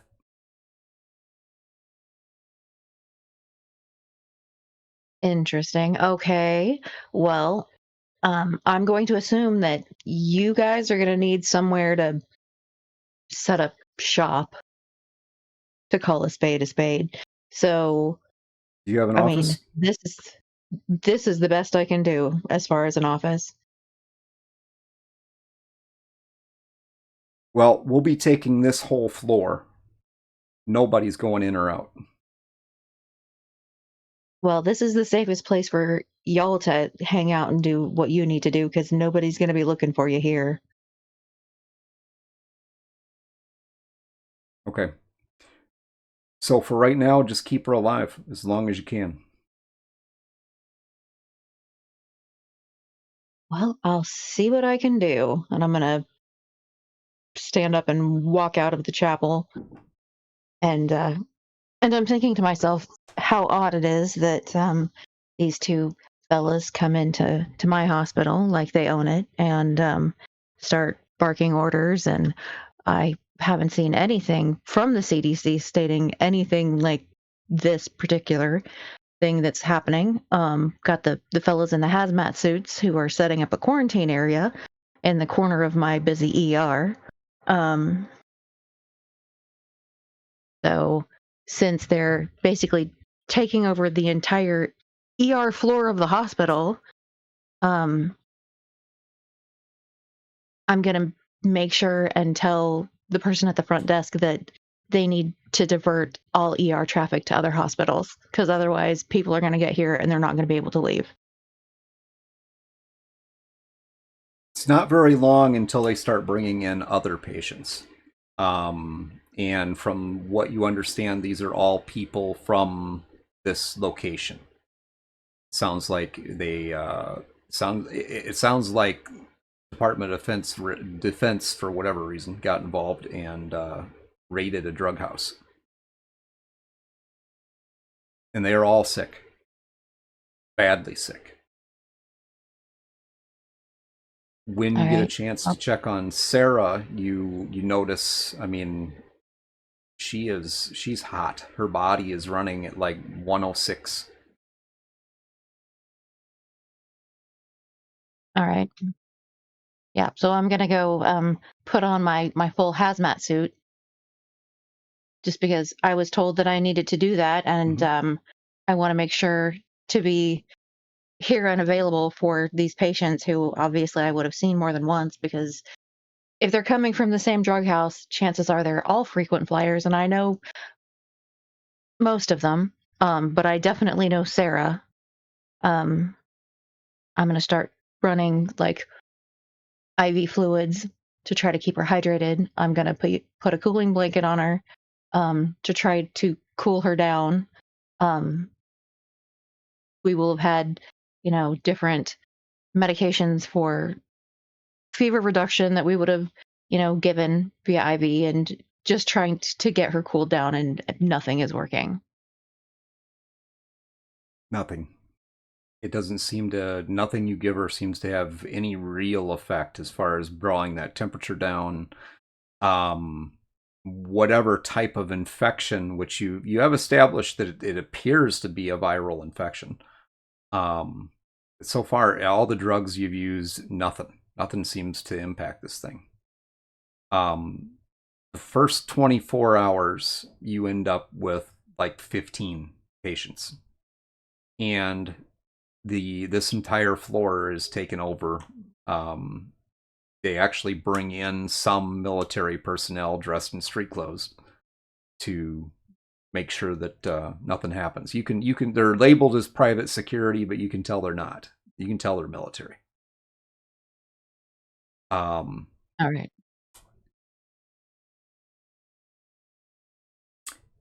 And I'm just kind of making note of like where all of the private military are located as far as, their positions in the ER.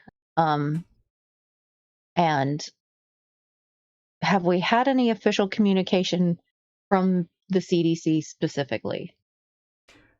No, until about 24 hours after. Then some of the CDC doctors start showing up, and one female CDC doctor, Tabitha is her name. She actually pulls you aside to talk to you. So I imagine this is all seems pretty strange to you, don't it? Well, that's one way to put it, yes. I understand. So tell me what you know so far. Well, I know that we have thrown every medication I can think of to reduce a fever at these patients, and nothing is touching anything. Um, we've got IV fluids running just to try to keep them hydrated. We've tried every antiviral medication that is available in this moment, and it doesn't seem to have done any good. Hell, I've even tried antibiotics, knowing that there's no way that an antibiotic is going to help with a virus, but by golly, I'm willing to try anything at this point, and nothing is working.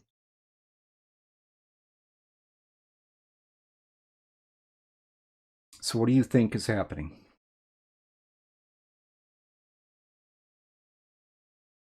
I wish I knew.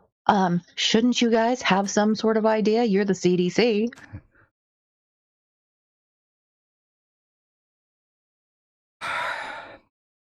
So far from what we can tell, it is a virus. It's a virus of unknown origin. We don't know where it came from, whether it's natural or man-made. All we know is that once you become infected and it's activated, the virus tends to kill within 48 hours. What do you mean? And it becomes activated? Like, can you be infected but not have it be activated? Yes.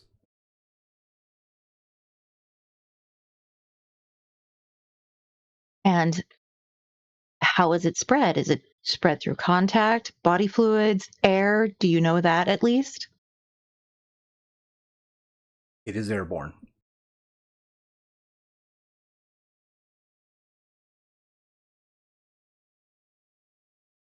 Can you test for it? Because they came in here and walked through a whole slew of people without high boo nothing. And so we have all kinds of people that could have been infected and don't know it. And how does it become activated? We don't know. We do know that it can become activated through direct transmission of saliva and other bodily fluids. We do know that. We do have a test. It's not perfectly accurate, but we do have a test that we can use for determining transmission or infection. Until we have a more foolproof way of handling that, we don't want to start a panic. If we just start testing everybody for some disease, you know what that's going to do. Especially if we're only 60% correct with who we determine has it and who doesn't.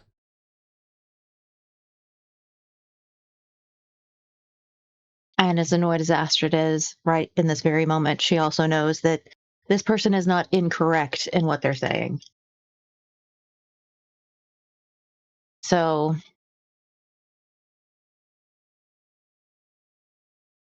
can you give me any guidance on how to treat my patients? Because if this continues on, their brains are going to cook. I mean, they're 106, 108 degrees, and that's with cooling blankets, that's with ice, that's with IV fluids running like full bore. Like, we're going to do more damage to these people trying to cool them off unless we can find a way to actually do it. What we know right now is that you can be infected and show no symptoms at all. You can live a perfectly normal life, no problem. Once the virus becomes activated in your system, you have approximately 48 hours to live.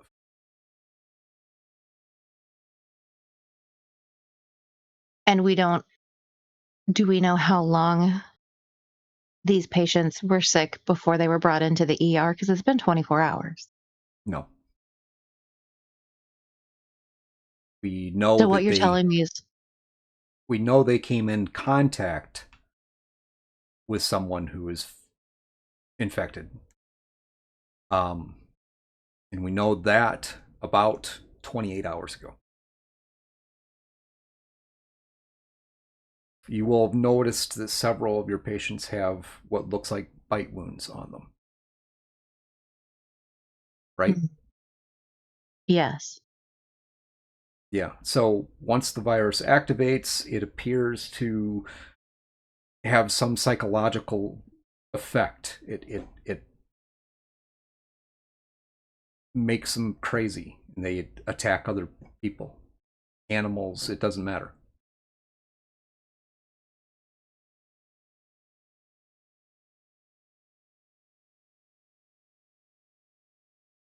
Okay. So what you're basically telling me is that I have 10 to 15 patients here who in the next 20 hours, give or take, are going to die, and there's really nothing that I could do for them except keep them comfortable, if that's even possible. As far as we know, that's correct. So far, none of yours have become violent, I assume? No, because they're running fevers of 103. They're delirious. I don't even know that they would have the capacity to get up out of bed. Okay.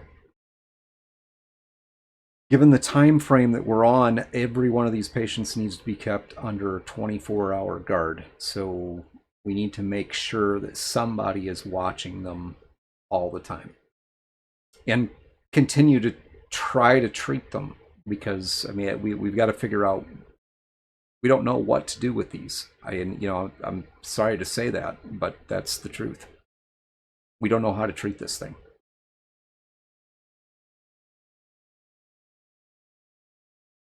Astrid's just going to kind of shake her head. Okay.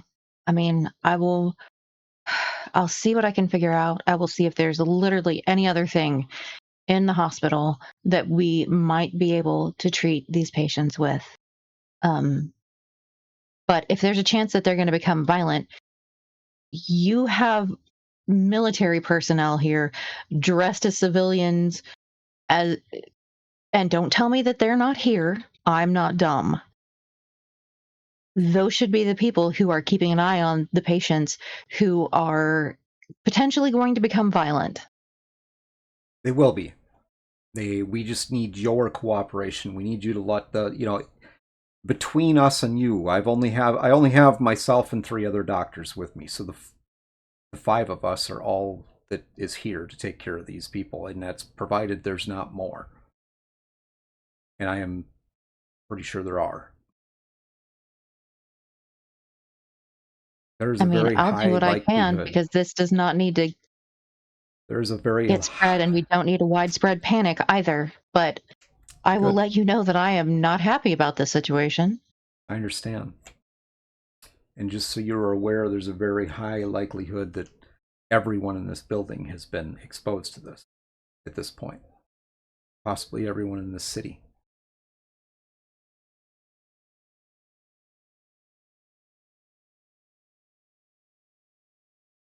I'll do what I can, but y'all better be doing what you can too. That's all I'm going to say on the matter. I'll cooperate, And just because we'll all I love the cooperate people of fully. my city, but Absolutely. And if we can continue to run the labs on these folks, we'll have to continue to draw blood from them, different, whatever fluids we can, to try and figure out what this is and how we can combat it. Just do what you can, doctor. And remember, when the patient expires, make sure to notify our personnel so they can deal with the remains.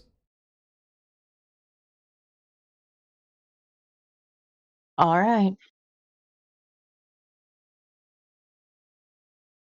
So over the next 20 hours or so, none of these patients shows any signs of getting any better. I mean, their condition, you're able to slow it down, but their condition progressively gets worse until the point where you are actually going in with Sarah to check on her. And you're standing over the bed, gurney really, that she's on. Kind of just looking her over, what you would normally do, maybe checking blood pressure, maybe, what would be your normal routine. And you can hear the heart monitor, the beeps getting slower.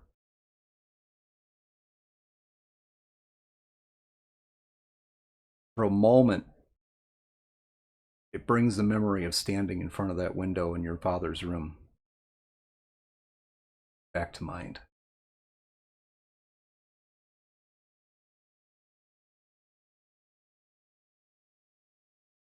As you pull yourself back out of that, you realize that she's dead. The monitor is stopped. She has no pulse. I'm going to turn off the sound on the monitor, but leave it connected just so that when I go out and tell the lovely fellows at the CDC that we have indeed lost a patient, because, they want to know the time, because apparently that's super important at the moment. And I'm salty about that too, obviously. So I'm going to walk out and into the chapel. As And you're... Go ahead. I was going to walk into the chapel with Sarah's clipboard and kind of toss it on the makeshift table that they've got set up in there that they're doing God knows what at.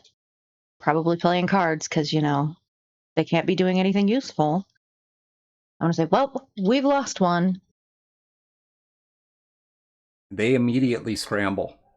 Which one? Where at? Which one? We don't have time for this. Which one? Well, follow me, and I'll lead them back into the area. What? Okay, so as you're going there, you have one of these guys, obviously not one of the doctors, but he's asking you questions.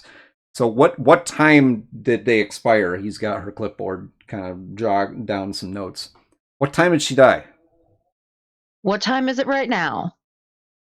It is 8:31. 8:29. 8:29. Okay, were you in with the patient when she died? Yes. Anything strange? She just quit breathing, and her heart stopped beating. She died. Her fever never broke. Okay. She never really regained consciousness. She just died. Did you try to resuscitate her?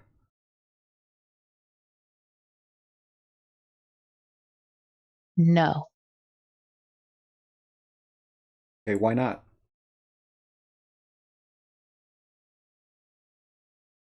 A patient with an unknown illness who has bite marks all over her body, and nobody's sure how this gets translated or transmitted, but it's possible that she might become violent.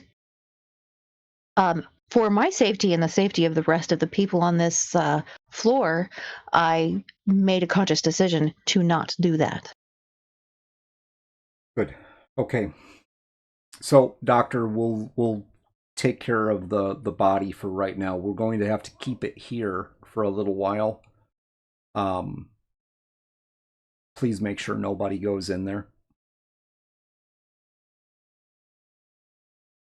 You betcha. I'll do what I can. Okay. They go in the room. They're in there for probably a good, 30 minutes or so.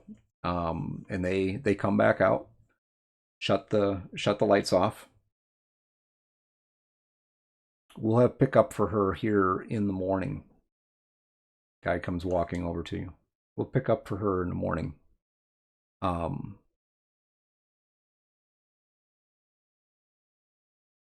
Looks at his watch. My guess is that we'll probably have more tonight. Are you ready for this?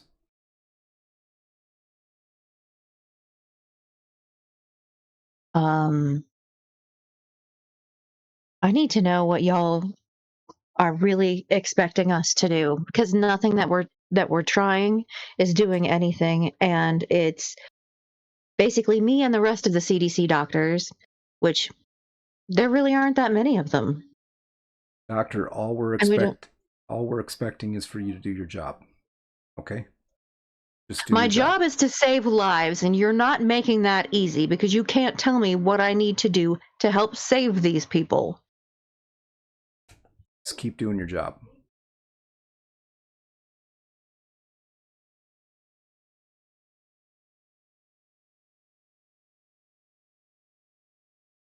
Are we understood? Understood. With that, he just kind of walks away. Do leave a guard out in front of that room. This guy has an automatic rifle. You see weapons, guns in the ER area now. They'd have their weapons out. This guy just stands across the hall from the door. You go about your business for a while, checking on some of the other patients. Sounds like a couple others have passed. As you are coming back down the hallway past Sarah's room, this guard kind of puts his hand out. He's been standing there for hours now. Hey, Miss Doc. Yes. Look, can you just listen? Just watch for I gotta run to the restroom. Okay, I've been standing here for hours. Nobody's been by to relieve me. I just have to use the restroom really quick. Can you just keep an eye? And if anything at all happens, just yell or grab somebody. Okay. Sure. All right. That, I'll be right back. Everything will be fine. I'll be right back. Okay. Everything will be fine. Yeah. All right. He takes off towards the restroom.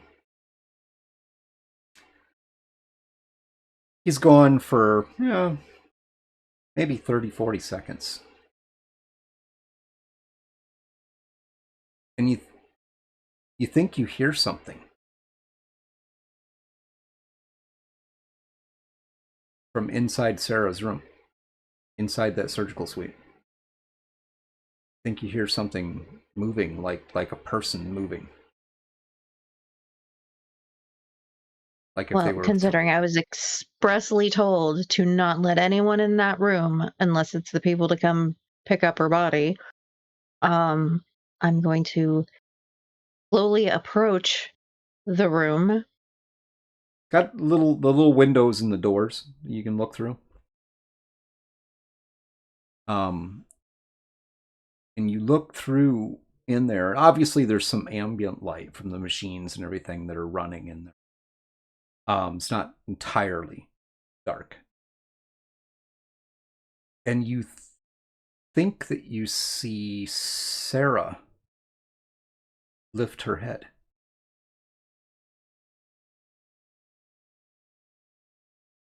I'm going to step back away from the window and kind of shake my head and try to compute how long it's been since I actually got any sleep. I must be hallucinating. But then I'm going to pop back up and look through the window again. Yeah, you're looking for a moment and you don't see any movement, and then again you see her head move.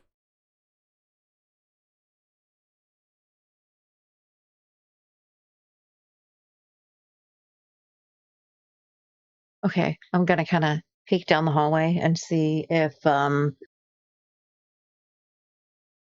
soldier that had to go take a pee is on his way back. You don't see him. Guessing probably not. But is there anyone who looks like they're CDC related, even mildly adjacent? Remarkably, it's about 3:15 in the morning, and there's nobody but you in this hallway.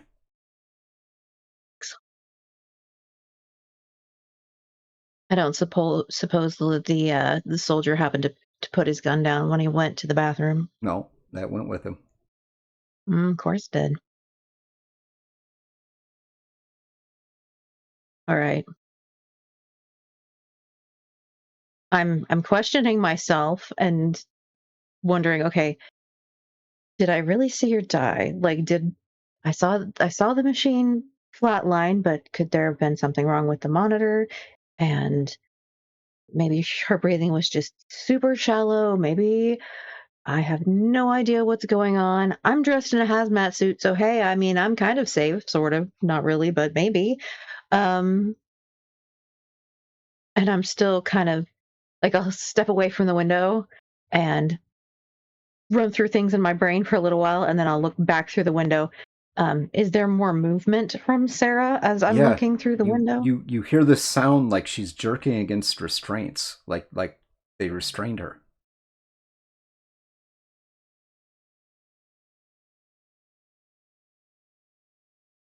Okay. That's odd. She wasn't restrained when she was in there being treated. So now I'm getting a little angry because not only am I angry at myself because I thought this patient was dead and went and told everybody that she's dead, um, but now I come back in and for some reason she's being restrained.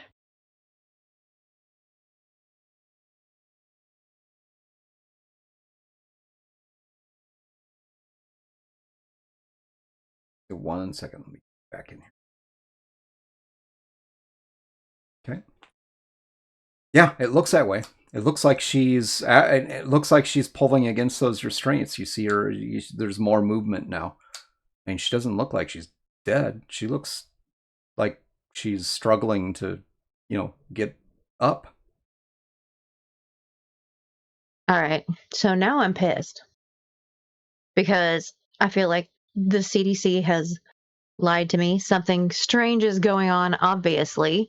So I'm going to slowly open the door. You start pushing the door open, and the room is, even though with the ambient light, you really can't see clearly anything. You can see that she's moving on the bed. It's she's got like a soft moan, like a person who's in pain.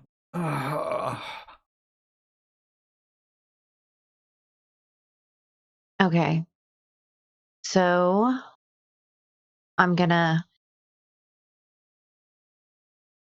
kind of whisper to her and say, Sarah, be very quiet. Sarah, it's Dr. Astrid. You've got to be quiet. I'm gonna come over there and see if I can help you. How are you feeling? You feel any better? All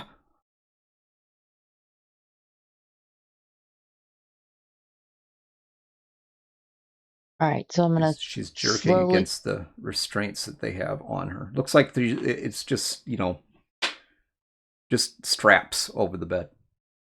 Mhm. All right, so I'm gonna go release the straps because I mean, if she's vocalizing, that's more than she was doing um, when she first came in, up to the point that I thought she was dead. So maybe she's getting better. Okay. I'm gonna undo the first strap, but the second strap I'm not gonna undo because then I realized that they said that these patients could get violent, and she's not answering me.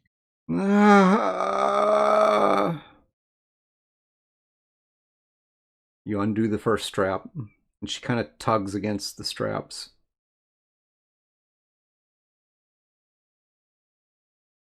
Sarah, can you answer me? Ah. I'm going to need some words, Sarah.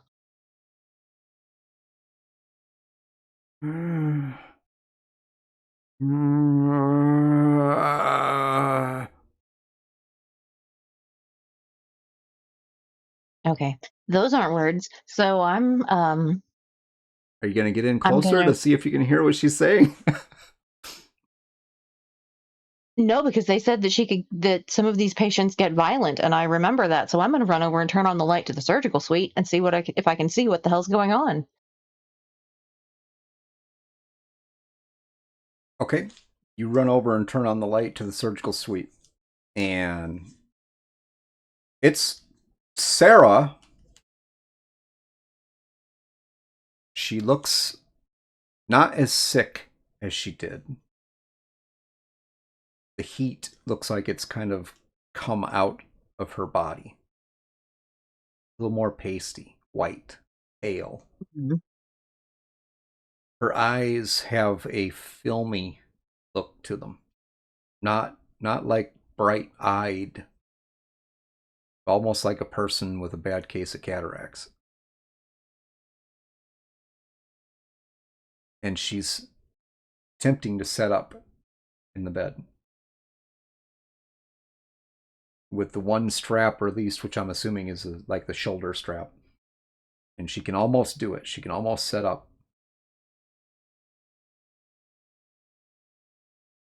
It's got a little All right, blood by the side of her mouth. all right. I'm gonna grab the I'm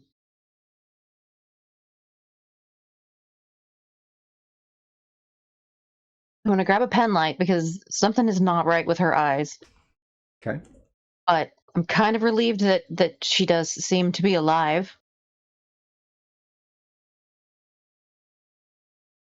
So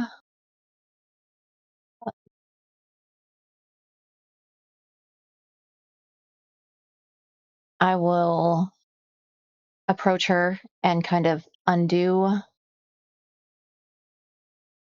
the other strap. When you get up close to her, she just kind of sets their head down,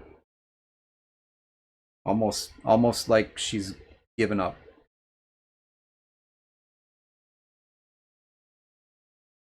Sarah, honey, you've got to look at me. I need to look at your eyes.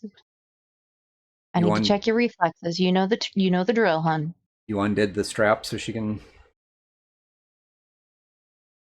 Hmm. Okay.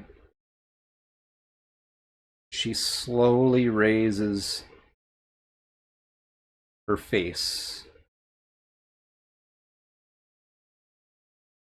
and looks at you. It's an intense look, but it's you just get the feeling like there's nothing there. There's not a person there. But she has this intense look on her face, and her mouth kind of comes open a little bit, and she, like reaching up to hug you. Reaching up slowly. I mean, it's not aggressive in any way. She's just kind of reaching up like, like a thank you kind of thing.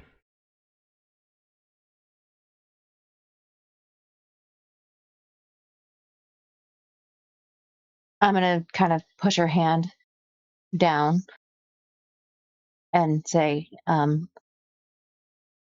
I need you to look at me so I can check your eyes. And as I'm kind of putting her hand down, I'm going to check for a pulse. You go to are you just like wrist with your thumb checking for a pulse? Uh-huh. Okay. You go to do that, and she starts to get more aggressive and grabs like a hold of your arm and tries to grab a hold of that hand and begins to lunge towards you. She's still partially tied to the bed, but she's got a hold of you. And when she lunges at you, it's like she lunges at you like she's trying to bite you. She's like, ah, ah. Well, it's a good thing I'm in a super slippery hazmat suit. I'm going to try to wiggle my way out of this and back up real fast and look for things that could be used as weapons in a surgery suite, which there will be a ton of.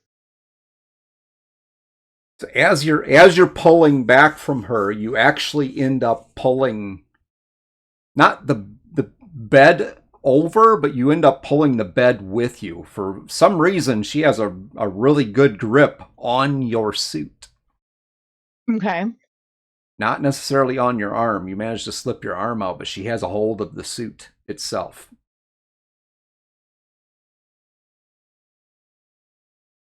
All right. So I'm watching her trying to back up. I can see that she's trying to bite me. I also clocked that pretty much everybody in the ER who was sick had been bitten at least once by someone or thing. So we're going to try to avoid that. And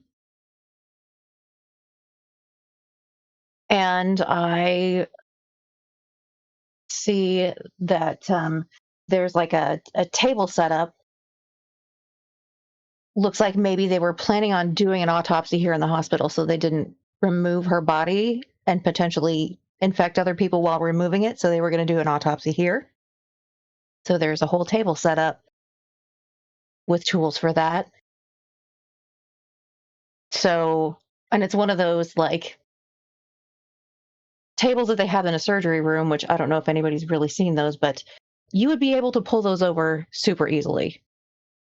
They're not attached to anything. They're usually on wheels, so you can move them around. Okay. So I'm going to pull that over, and the tools are all going to clatter onto the floor.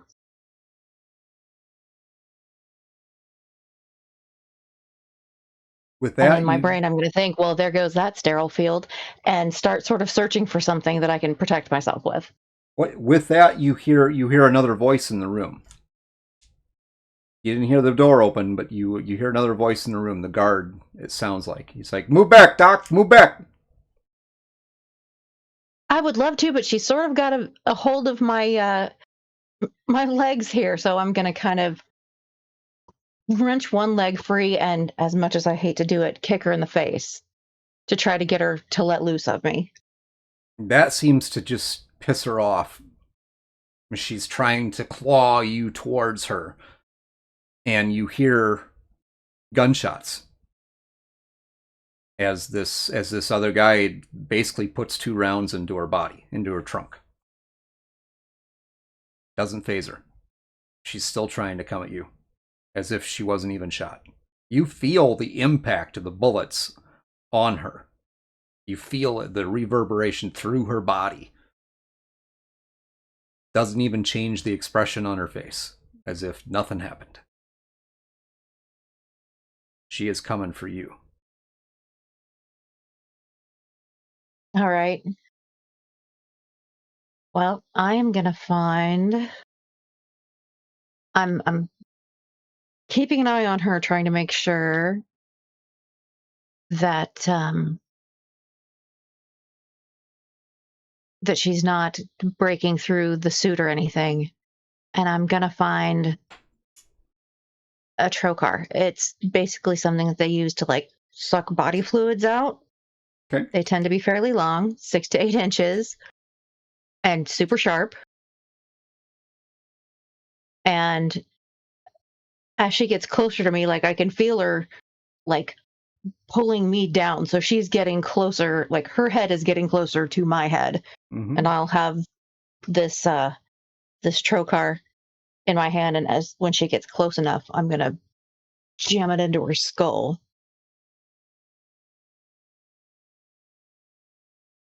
Because I don't want to get bit. Because I don't want to end up like whatever this is. Okay. So she is. You get to the point where she's like face to face with you. And the only thing protecting me is the face shield, basically, of the hazmat suit. Yeah. Yeah, and this, I mean, this is this girl. This is the girl. You know, that's got to be in there somewhere. This is you've put a lot of time and energy into this girl. and trying to save her, trying to help her. I think it makes you hesitate for a moment as she's trying to get through the shield to you. Well, absolutely, because I'm trying to look and see if there's any remnant of this girl that I've known for, at this point, several years, coming in and out of the ER and, hoping that she's going to turn things around and things are going to change for her and things will be better and, It's her she'll get to live a normal life. And I don't see any of that person. her face. It's her face, but nothing else. You can, as you're in this struggle, you actually see in your mind that beautiful smile that she had. But then when you look at the face that's in front of you, it's not that.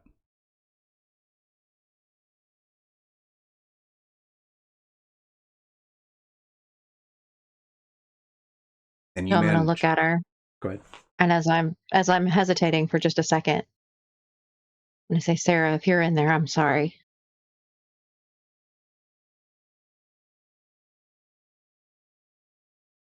No reaction. All right. Well, um, I'm going to go ahead and stab her because I just know that if she bites me or if she gets out of here and bites someone else, then we're going to start this whole cycle all over again. And you stab her directly through with a temple? Maybe, I don't know, how are you I'd go gonna... in through the ear. Okay. Right in through the ear. And for a moment,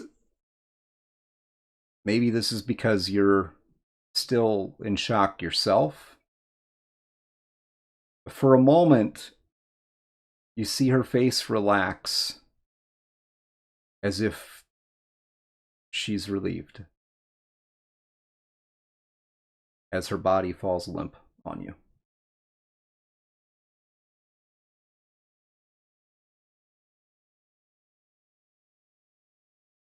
The soldier comes over very quickly and begins pulling her off of you and shouting at you, "Are you bit? Are you bit?" No, I'm not bit. I'm fine. Hold on, just stay right there. Don't move. They get Okay. they get several of the couple of the other doctors into the room. They get you up, get you cleaned up, checked out, determine that you haven't been bit or scratched.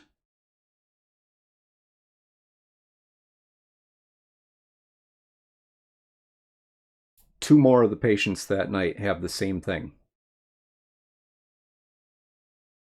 before the CDC doctor comes back to talk with you again.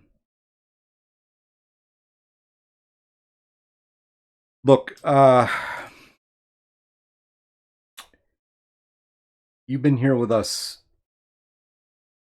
for a long time. No sleep, no rest.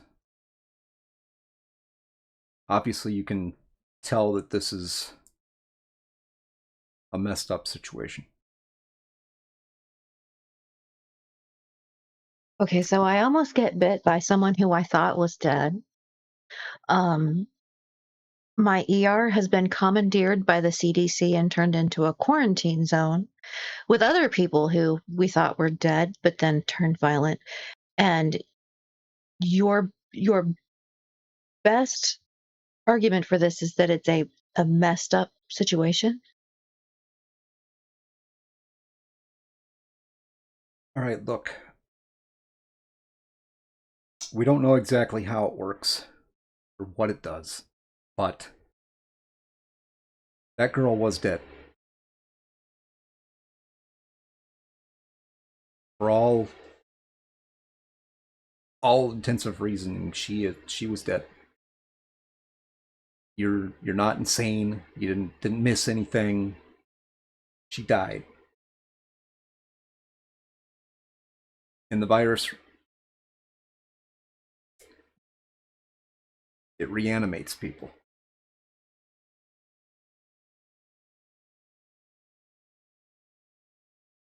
Okay, assuming I believe that that's even possible, did you know that before you left this person who could potentially reanimate in my hospital without telling anybody that that is what could potentially happen?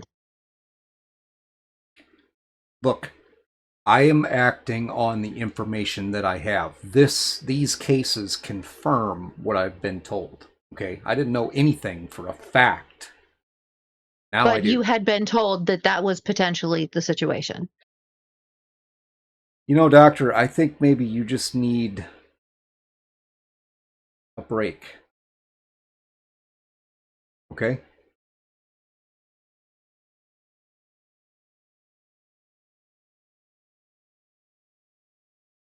So are you putting me under arrest? What is the plan here?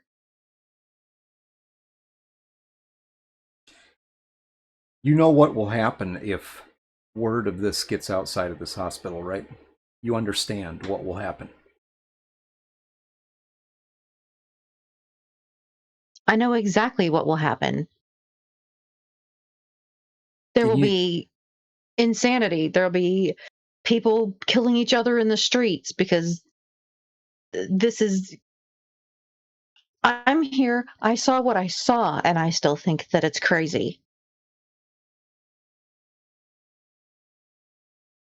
So the paperwork that we had you sign is a non-disclosure agreement under penalty of perjury and treason. I don't want anything bad to happen in this situation, but I think it would be good for you to get away from this for a little bit. Can I trust that you understand the gravity of the knowledge that you have at this point? If you're asking if I'm going to go tell literally anybody about anything that I have seen in this building, trust when I tell you there is no way that I would tell anybody anything, partly because it would cause chaos in the streets, which is more dangerous than, well, I don't know if it's more dangerous than what I just saw, but it's more dangerous for more people. All right. Look, I'm going to write you a 3-day pass so you can get out of here. Go get some sleep. Go get cleaned up. Do whatever it is that you're going to do. I would suggest that if there's any family or friends that you have, you go see them. Don't tell them anything, but see them. Okay? All right, I'm going to take his pass. Take this phone. He hands you a phone. Take this phone with you and keep it on you at all times. If that number rings, you don't have to pick it up, answer it. You need to head to the nearest evacuation point. All the information will be sent to you in a text. Don't delay, don't stop, don't try to take anybody or anything with you. You drop everything and you go. Understood?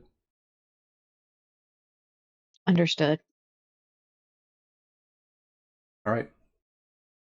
He hands you a pass, basically. It's almost like a passport thing that he hands you, a little card. Hands you the phone. I'll see you back here in All 3 right. days, right? Yep. Waves to you. So she's going to go um get out of the well, she's already out of the bloody hazmat suit, but she does see a bag with a fresh hazmat suit right by the exit that she's going to walk out, and she's going to grab that because she may have a 3-day pass, but she ain't coming back. There is no way I'm setting foot in this hospital in this large city I am getting the hell out of here. So I'm going to very calmly, walk through the exit, grab the bag, get to my car, make it look like I'm perfectly calm and I'm just leaving to go home for the day. But once I hit my apartment, I am going to pack up my bug out bag because, of course I'm going to have one. Eric O'Connor didn't raise a fool. I'm going to grab the Grail Diary because I had brought it here after a visit to Boulder. I'm going to grab the AR-15 rifle that I have in the closet. I'm going to pack a few clothes, throw it all in my car, and head to Boulder. All Because right. I know I've got the cabin there. It's safe. There are very few people there. You get out to the cabin. The cabin was actually built to be basically a secure location. I mean, it's not like a bunker or anything like that, but it's built sturdy, reinforced steel foundation walls. You're able to maintain yourself there for a little while, several months. You do have a satellite phone with a connection for internet access. So you're able to communicate with some people and essentially watch as very slowly at first things begin to degrade. You see all kinds of information coming out, people arguing, talking about the dead coming back to life. There's a lot of rumors, theories. It's an alien virus. No, the Russians made it. No, it came from a lab in China. There's one really odd scenario that you hear about on the dark web, that involves a virology institute in France. You only hear it one time. Something about these people introducing this virus to the general population by accident. And the first cases in the US, you find out, were the ones in your hospital that we knew of.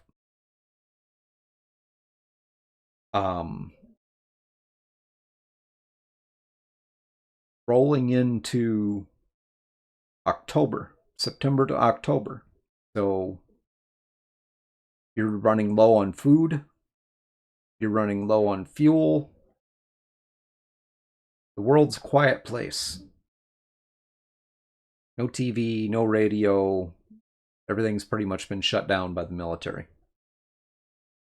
The last you knew, the army was gathering people into safe zones. The call never came on your phone.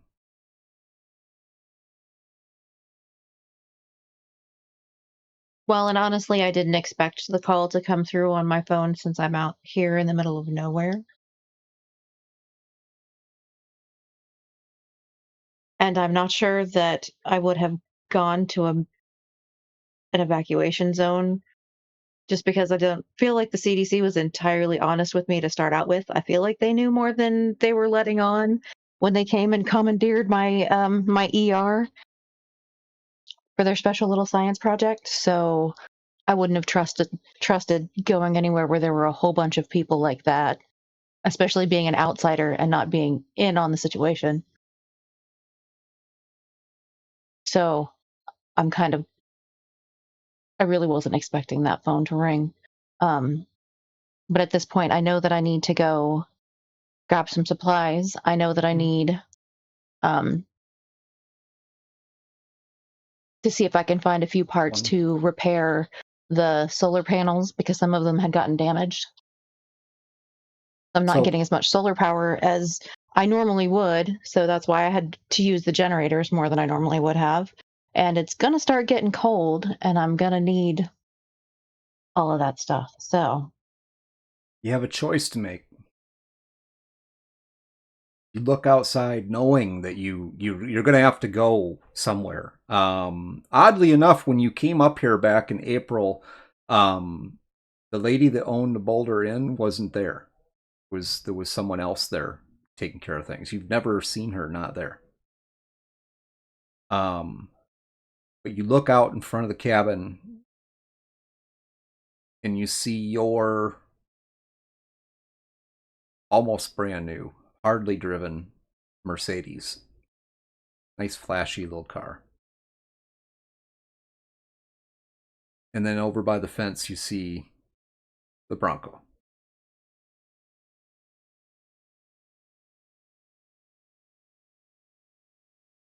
So, side note, the Bronco would have been in the garage.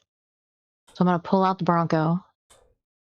Okay. I'm going to put So the you realize goofy, it's in the flashy garage. Mercedes into the garage, and I'm taking the Bronco into town simply because it's a core memory. It was Dad's Bronco, and secondly, if there's anybody in town who remembers my dad, they will remember the Bronco because he drove it for literally years. So I'm going to throw on the hazmat suit just in case. I'm going to grab my gun. I'm also going to grab a bag of medical supplies that I had just in case. Load up into the Bronco and head into town. All right, and I think we'll leave it right there because that's where we picked up in episode 1 from Wildfire. Yes. Most excellent. So awesome. Thank you very much for that, Astrid. Thank you very much for everybody joining us this evening and watching the stream, listening to the stream. Big thank you to Loco, who played the voice of Astrid's father. And one last thank you. I got to get out there. The people of Boulder, Wyoming, have been fantastic for helping to support us with this stream. And some of the pictures that we're using in the stream, like the gentleman that's up there right now, is the actual owner of the Boulder Inn in Wyoming, in Boulder, Wyoming. And then the picture of Astrid's background is actually from the Boulder Inn in Boulder, Wyoming. So thank you very much for all of you folks. And so, how'd it go? Did it go the way you anticipated it would? Did you like it? I mean, I had fun.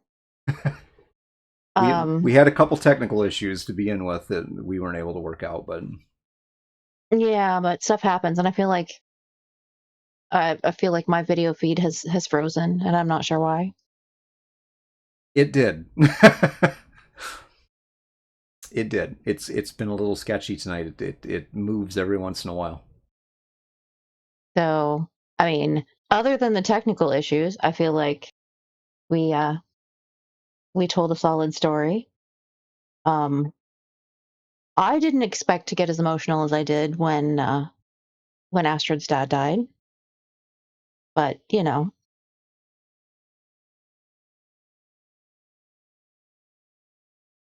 it was a Froze lot. like I think it was great. I think it was fantastic, and the obviously, the moments with her dad,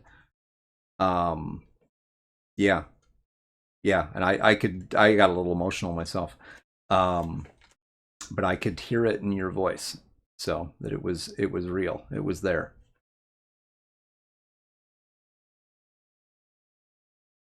I hope everybody else came along for the ride with us and enjoyed, Astrid's backstory, because I've had a lot of fun putting it together. So, And it was awesome, ma'am. Thank you very much. And I think it gave us opportunity to really kind of build into that character who is one of the main characters in the Wildfire story that we're telling. So I'm just really looking forward to Bob realizing who was yelling at him to tell her the blood types of the soldiers that were in the Boulder Inn in the middle of last episode. Because Bob still hasn't realized who I am. well, at least you don't think he has. I mean, That's true. I mean, he could be keeping his cards close to his chest. That wouldn't shock me about Bob either. it is Bob. Bob is an interesting character, and we gave a little bit of a sneak peek of, because one of the other main characters in the story, Teresa, you kind of got to meet her aunt, the one who gave her the inn when she passed away tonight. So a little bit there. I know. Everybody stay tuned. It's going to be a wild ride. It will be. And also, if you haven't hit the follow button, hit the follow button. Yeah, I'm horrible about that. Asking for people to hit the follow button. I'm better about doing it for other people. I very rarely say it for myself. But yes, if you haven't hit the follow button, hit the follow button. You're going to want to know what happens this next episode, because it's going to be fantastic and phenomenal. And you don't want to miss it. We have some exciting things coming ahead of time. Plus, if you would like to, we also made the main stream with the intention of being able to have some additional cast members from time to time. So there is an option for you, the audience, to be able to buy yourself using channel points. So they're absolutely free. You get them just for being here and watching the show. But you can use your channel points to actually buy yourself a seat in one of the streams and play a character. If you're interested in anything like that, then go ahead and save up the channel points you need to do that, and we'll talk to you more about it when that happens and get you on here, and you can join us for at least one episode. There's potential that it may be an ongoing cast character as well. I don't want to say it's just it's for sure one episode, maybe more. Never know. If everybody likes the character you play, we may keep you around. All right, I think that closes us out for tonight. Once again, thank you, Loco. I see that you are still there with us, so much appreciated. Thank you so much, Loco. And with that, we'll close things out. You're welcome. Thank you. So with that, we'll close things out. You can also find us on YouTube at Razmataz. So check out some of the past videos we've done. We will be having some of the content going up on YouTube here very soon. So check it out over there as well. Thank you very much, everybody. Have a fantastic evening. Good night.